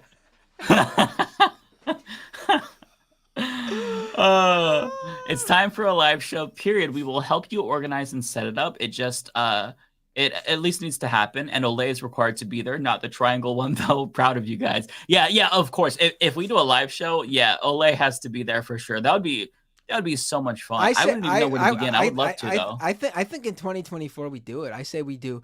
I mean, the lead up to the election, we would have an audience for that who are unfamiliar with us too. We should totally consider doing a small tour. We could do major cities, and we could do New York. We could probably hit up. We could do 5 or 6 dates or something, maybe, or even go smaller, maybe like 2 or 3 dates. I mean, I say we definitely do a New York one because there's definitely enough people here in NYC who would come out to see us. The question is, like, I don't know if we are big enough to where it would even break even. You know what I mean? Like, if it's a cost, then it would be difficult. Doesn't need to be a big venue, and it wouldn't be any upfront cost to us. Oh, okay. There are venues. There are venues that would do it for, for the bar, obviously. What they would bring in for the bar. Okay. I didn't know that. Huh. Yeah. Okay. I mean, we would obviously have to front the cost to fly people out. But that's it. Like, obviously, hotel and flights, and that's it, pretty much. As in flying, like, someone like you, for example, who's all the way in Portland out to New York City. Yeah. I'd have to ride a plane for the first time. How do you go about on vacation? Have you never been off the West Coast? No. I've been to Washington and California, aside from Oregon. Really? That's it? That's it. I've never Are you actually afraid of the plane, or? I'm not afraid of, like, crashing. I'm claustrophobic. It's the same for, like, driving long periods of time as well. All right, so folks, if you want a Leftist Mafia tour, it's quite clear. Mike said he's claustrophobic, so what he's going to need is a private jet. Just for I don't think that would help. You would have all that space and all that room would be all yours. No, it's the whole, like, being in a tin can thing. Like, even if I'm in a bigger car, it's still like, I don't know, it's weird. It's hard to explain. It's like an irrational thing. But no, I've never been to Portugal too, as M says. Yeah. You've never been out of the country? No, never. I don't even have a passport. I'm getting it for the first time in case I have to flee if Trump is elected again. Oh, okay, right. Yeah. Which I need to get on that. Okay. Yeah, we should at least do at least one date. I mean, let's put it this way. I don't know if everyone will be down for it, but I will do at least one live show next year. I don't know. I've been wanting to do one for a long time. I got a taste of it by doing a live Scamp Economy episode as part of, like, a bigger, like, there was a bigger thing where, like, they got a few, like, different people doing, like there was a few podcasts doing an episode, and it was like a couple hour long thing, and I did like a 40-minute Scam Economy live episode as part of it. That's but cool. I want to do a live show. I'm itching for it. I love doing live stuff because I used to be in a band and we play live a lot. I actually used to do a little bit of stand up too, nothing professionally, but yeah. That's awesome. I'll make up a stand up bit if we do live. Okay. I think it'd be so good just doing like a regular Leftist Mafia episode. It would be it would be so much fun. Because look, the only live shows that I've done, sad to admit, was the Jimmy Dore show, and it was really fun. At the time, he was a little bit different, but it was still the live atmosphere is fun. Narrator says, "Is this not live? I always thought Leftist Mafia was live." No, I don't know if you realize this, guys, but this is pre-taped. Right. We have your questions in advance. Like, these are all super chats from like an hour, hours ago. Like, this is pre-taped. No, obviously, narrator. We've talked about all live in person, like IRL. with a live in with it. What did they used to say in like when doing sitcoms?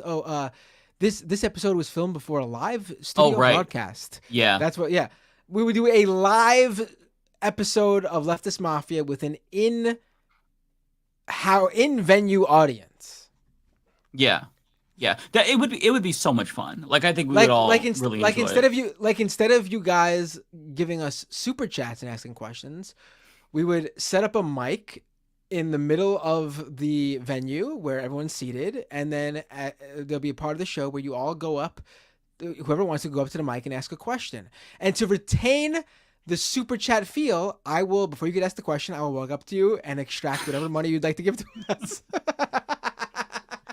Hi, I'm Brian, $2. Okay. This question is from Matt. All right. And I'll walk over and take it from you, right? No, that would be fun, though. That would be fun. Okay, so moving on, we have, I think this one is for you. I think so, too, being that it's literally a super chat that says my Patreon channel. Tony Rizzo. Well, you never know with our audience. Right, that's true. Tony Rizzo with a membership super chat, patreon.com/MattBinder to support the show and remind Binder to make me a Discord mod. Yes, absolutely. Go to patreon.com/MattBinder if you'd like to financially support this show. I got things in the works. I think 2024 is going to be the year of Binder. I mean, it's going to pop off. I mean, this past year has been pretty much a big year for me, thanks to one Elon Musk. But but it's going to continue to grow from there. You have not peaked yet. You're rising. Hell yeah. All right, so we saw this one from Balthazar. Thank you, Balthazar, again. This one is from Zeitwise to me, $5.99. Thank you, Zeitwise. Very late, but what do you think would happen if Biden decides to send military ships to the beach in Gaza with humanitarian aid and stuff? I don't know. You don't have to. No one's. I don't think anyone should forgive him. I don't think anyone should give them a pass. But any change in course in the course that they're going should be welcomed. You don't have to, you don't have to grovel. You don't have to say, "Oh, thank you, Biden, for sitting." No. Yeah. But I want them to do that. I want them to actually help the people in Gaza and to do whatever they can to stop Israel's campaign of bombing in Gaza. I want this to stop. And then once that's done, we can focus on getting the Israeli hostages out of Gaza. We can focus on getting the Palestinian hostages and political prisoners out of Israel. So much can be done when this Israeli military campaign ends.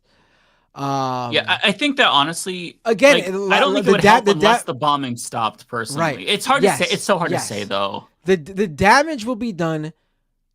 That doesn't mean Biden gets a clean slate, but if the change in course helps, if that aid helps, then of course I'd welcome it. Yeah. Okay. So I want to say this one is you. Yes, it's for me. I just saw. Balthazar228 with a super chat. Trump RFK 2024. No conspiracy left unverified. Actually, more like Trump/RFK 2024. There's at least 3 Epstein plane rides between the two of us. That's the campaign slogan. Okay, we still got quite a bit, so I'm going to try to move through these fast. Okay, so this one's from me, from Balthazar22A. Thank you, Balthazar, $9.99. Very kind of you. Yes, for health insurance, following up to the last thing. And it's not even a PPO plan. And over half my providers haven't heard of the company, despite it being advertised in the NYC subway. I paid $2,750 for a simple cardiology appointment. Oh, my God. Wow. Okay. Mike's sitting there thinking, wow, iPhones have a heart?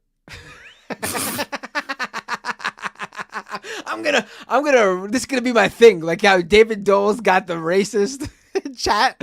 My thing for you is going to be the $800 non-existent $800 iPhone 11 trade-in. Yeah, I sound like a Verizon shell. Like, I saved $800 from Verizon. Great deal. Trade in your phone today.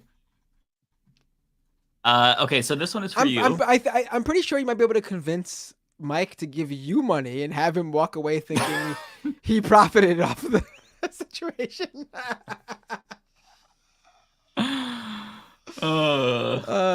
Is this for me? Let me see. Yes, T-Types the $10 super chat. People mistake fascist tactics for stupidity. Denying facts and pretending opposing ideologies are invalid is intended. Pretending their wished for upside down reality is true makes it real for their followers. Yeah. Balthazar 228 $4.99. Thank you again. Trying so hard to not believe in nominative determinism, but Michael actually has the last name no less. I did not think about that. But yeah. Solving homeless. Oh wait, no, this is you. Kowalski with a super chat. I can solve homelessness, forced housing. Another one for you. Robert G with a first-time super chat, according to YouTube. Capitalism. Well, thank you, Robert G, for spreading that capitalism my way. Yeah. I mean, I don't know. Right. I don't consider just partaking in our economy, which is fundamentally necessary to exist, supporting capitalism. Is it taking part in it? I mean, I guess obviously, but you don't have to support something to have to take part in it. We all live like capitalists every day, okay? Because we don't have a choice. So. And honestly, under the system, I would love for for leftists to become very successful, and then use that money for good, because unfortunately, again, in the world we live in, you need money to be able to accomplish things. You need money and able to provide charity. You need money and be able to provide aid. You need money to be able to. We see how politicians are elected. We need money to be able to pass policy. Okay, so this one is for you, I believe. Cha with a $10 super chat in Canadian money. Leftist Mafia guest suggestion. Owen from Owen's Fireside Chat. He analyzes various churches' growing political power.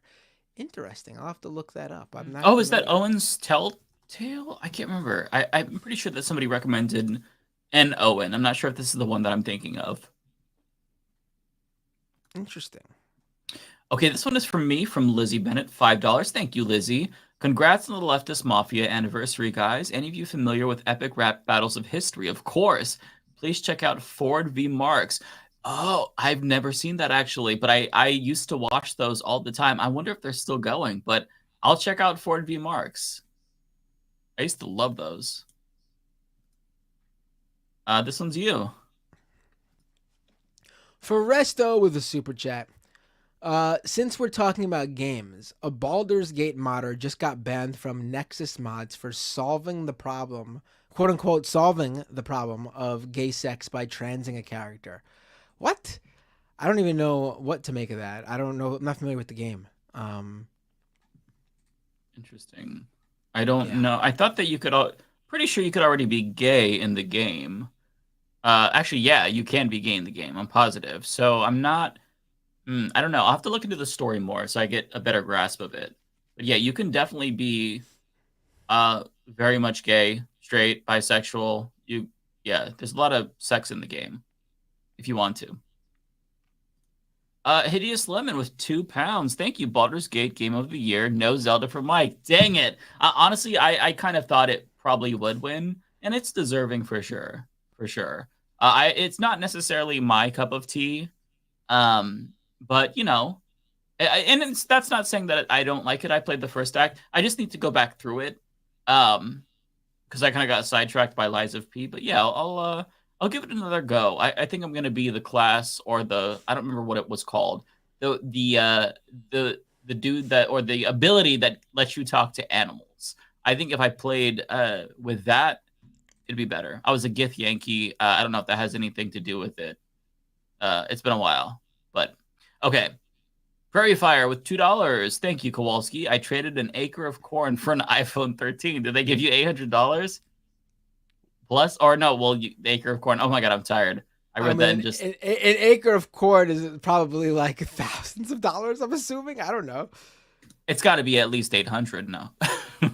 How much? How much is an acre of corn worth?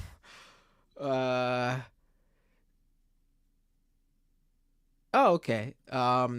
According to Farm Doc Daily, operator and land return for corn is projected at $264 per acre. $264 per acre in 2000. That's it? That's it, yeah. Jeez. Another one from Kowalski, $2. Corn just comes out of the ground. I can't lose. Well, hey, take the one where you can get it, right? Oren, 500 yen. Thank you, Oren. Trans win this week after a lot of pushback. The turf book, Irreplaceable DMG, had its publication canceled in Japan. Yeah, I saw that. The Abigail Schreier book, right? Yeah. Yeah, I did see that. We've got 5 gifted. I'm getting tired. Sorry. Guamu! Thank you for the 5 gifted memberships. Appreciate that, Guamu. 0PE, Mike, can I be a mod? You got a troll in here bad-mouthing you. Well, they're allowed to badmouth, but yeah, I'll make you a mod, Zero. Let me find you really quick in the chat. Let's see. I've always made it clear to my mods, and somehow it's still the nicest chat room in all of the leftist YouTube space.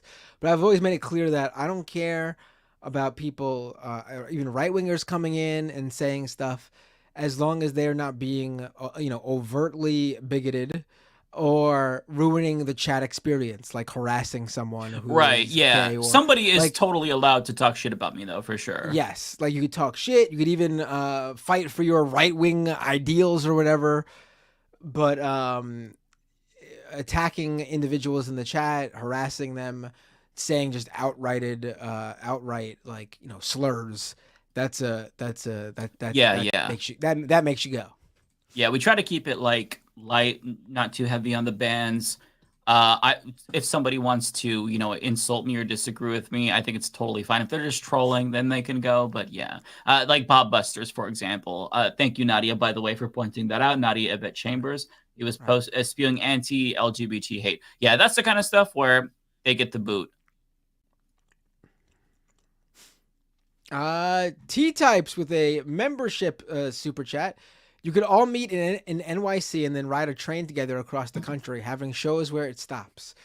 I know you meant the Amtrak train, like down the East Coast, up and down the East Coast. But I imagined you saying like we all get to NYC and then take the subway and get off at each and every stop and do like a show in like the station, like we're busking, but be a Leftist Mafia episode instead of like playing a guitar.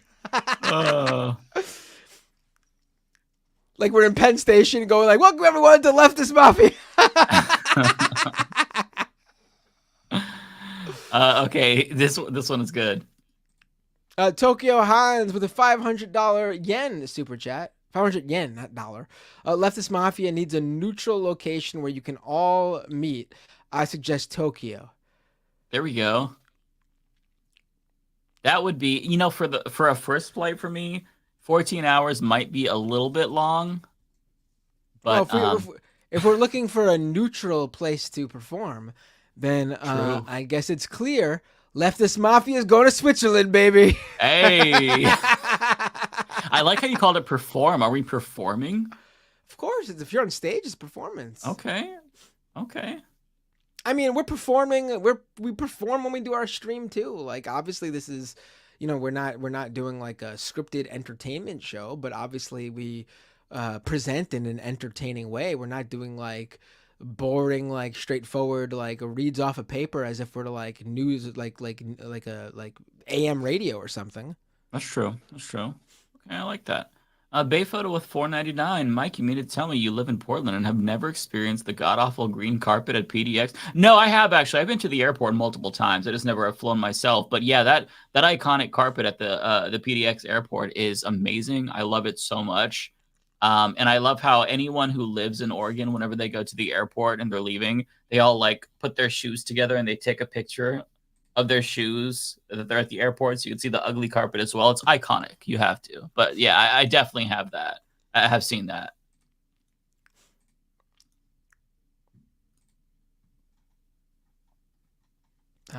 It's for me. Jennifer McKinnon with a super chat.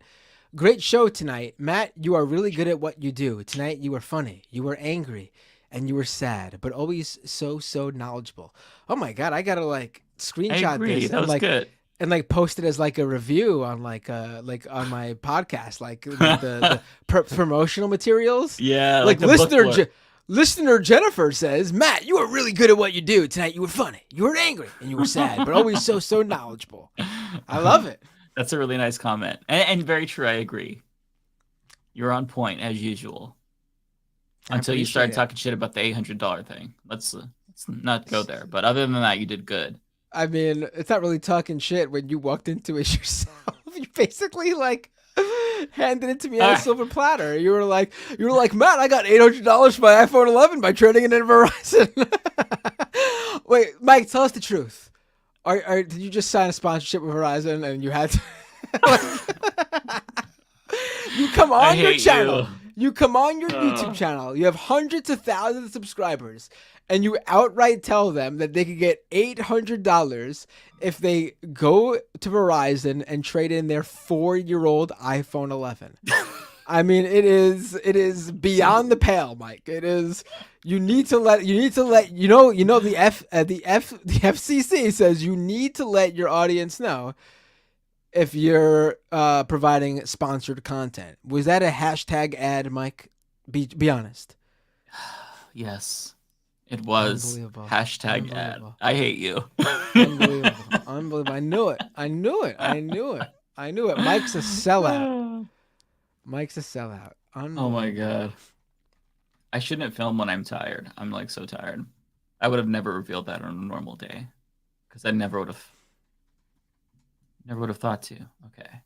All right, go ahead, Mike. Go ahead. This one's not mine. It might be yours. Might be Dave's. Okay. Yeah, I'm checking. Okay. Yeah. This one is for me.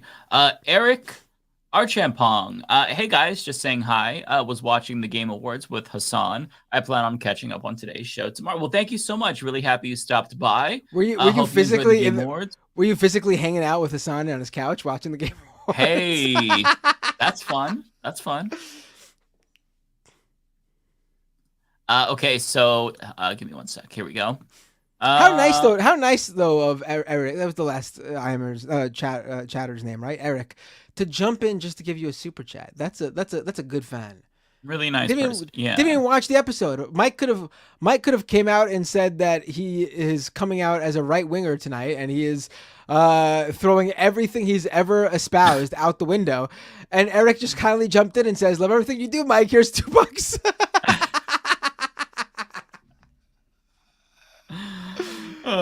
Okay, this one is for you. Kowalski with a super chat. I'm not fleeing MAGA. They're trapped here with me.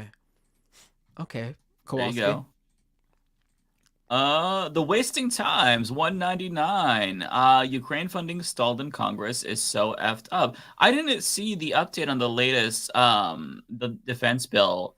I know that they were planning like some really fucked up provisions, like a ban on gender affirming care, but that was stripped out or something. I was following Aaron Reed on this, but yet I don't know when they vote on this, but wait until it's finally voted on because there's going to be a lot of changes to it. I'm assuming. I heard there was in this bill there was also some pork around funding for Verizon so they could keep up their $800 Oh, shut up. iPhone.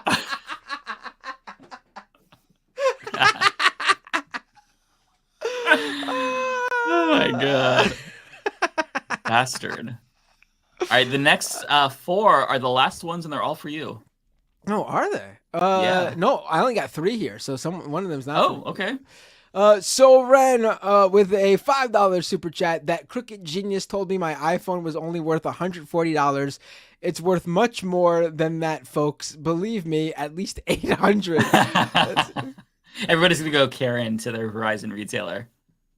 I don't know why, but at first I thought you were going to give us like a Trump impression. That sounded like that crooked genius told me my iPhone was only worth 140. It's worth much, much more than the folks believe me. At least $800. And people are saying $800. Okay, this Bay Photo one. That one is for me, yes. Okay. Bay Photo with a membership super chat celebrating the 5th withdrawal of money from my bank account to Binder's and YouTube's pocket. I appreciate it, Bay Photo. 5-month member right there. All right. Another one. That's not for me. Okay, so this one must be for David Dole. Ford8484, $10. Thank you, Ford. Pondering Politics is a great up-and-comer for left-wing YouTube. FF16 is my game of the year this year. Okay. I am familiar with Pondering Politics. Like, I've heard of them, but not like super familiar, I should say. Like, I haven't seen much of their content, but yeah, I'll keep that in mind. Also, yeah, I liked Final Fantasy 16. My game of the year, though, is definitely Zelda, but I've said that like a million times, so no surprise. But yeah, Final Fantasy was good. All right, this one's you. For Resto with a super chat. To expand on Baldur's Gate, the mod changed the NPC's gender to make it a straight matchup. It was part of an anti-alphabet, anti-LGBT mod pack. Oh, I understand now. Okay. Okay. I wasn't quite sense. following before, but now I understand. Okay, I see. Okay, and then we actually got one more from Kowalski. To That's me, for you. Thank you for putting up with Matt shenanigans. Of course. You know what? I'm gonna find. Here. I'm gonna make this promise. If Matt keeps bringing up the Verizon thing, I'm gonna have to find something, dirt on Matt, and then I'll bring that up, and I'll run it into the ground. I don't know what, but something. You'll never find anything on me. Over on Twitch at twitch.tv/. Oh wait, there's no one more. Balthazar228. Thank you. SMRPG was an underrated gem. The remake is pretty neat. You know what? I can't get into it though. I've been playing it. I've got like 6 stars. I'm probably like 3/4 of the way through. I'm really not feeling it. I expected to like it a lot more than I do, and I'm kind of bored with it. But yeah, I'm glad that people who enjoyed it when they were younger on the Super Nintendo are liking it, because it's always nice to get like a good game that you liked remade though, for sure. But yeah, I'm surprised I don't like it, because I like Paper Mario. I'm just not feeling this. But I'm glad you enjoy it though. Okay, so now let's go ahead and we got to find the Twitch person. Over on Twitch, twitch.tv/MattBinder. Conway1308, subscribe with Prime. Thank you, Conway. If you are an Amazon Prime subscriber, you should definitely be using your free what is it called? A Twitch Prime subscription. Oh my God, having a mental block. It's too late. I know, I'm so tired. Oh, look, and Nako75 just subscribe with Prime. I appreciate it. Right. Hey. If you don't use it every month, you basically just make sure Amazon keeps more of the money that you give them for Prime. Like, you're basically saying to them, all right, here's my money for Amazon Prime, because yes, I get the free next day shipping and all that. It's worth it. I get it. But you're also saying, if you don't use it, you're also saying, here, keep this little bit of extra money that you're trying to give back to me. Because by using your Twitch Prime subscription and giving it to a creator every month, you're basically forcing Amazon to give like a couple bucks of what you give them to someone else, which makes way more sense than just letting Jeff Bezos keep it all. Valinova cheered 100 bits. Lion Mike, Valinova says. That's you. Hey. Okay, no, I'm not frozen. Okay, I also have some bits on Twitch. John Schindler, thank you for the 95 bits. We also have the DCK Punk, subscribe tier 1 for 27 months. Thank you so much. Matt, what do you say we raid Cosmopolitics? That sounds like a good idea. Hold on, let me pull them up.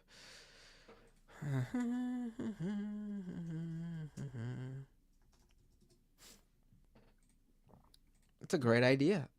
Yeah. She's awesome.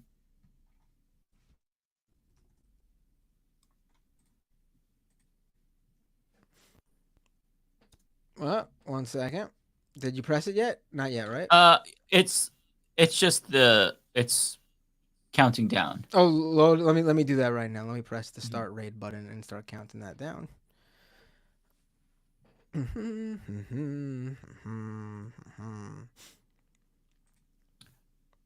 got 7, 6, 5, 4, 3, 2, 1. All right. Ready to press it? Got it. Done. All right. Boom. We'll see you All all right. next week. Peace, everybody.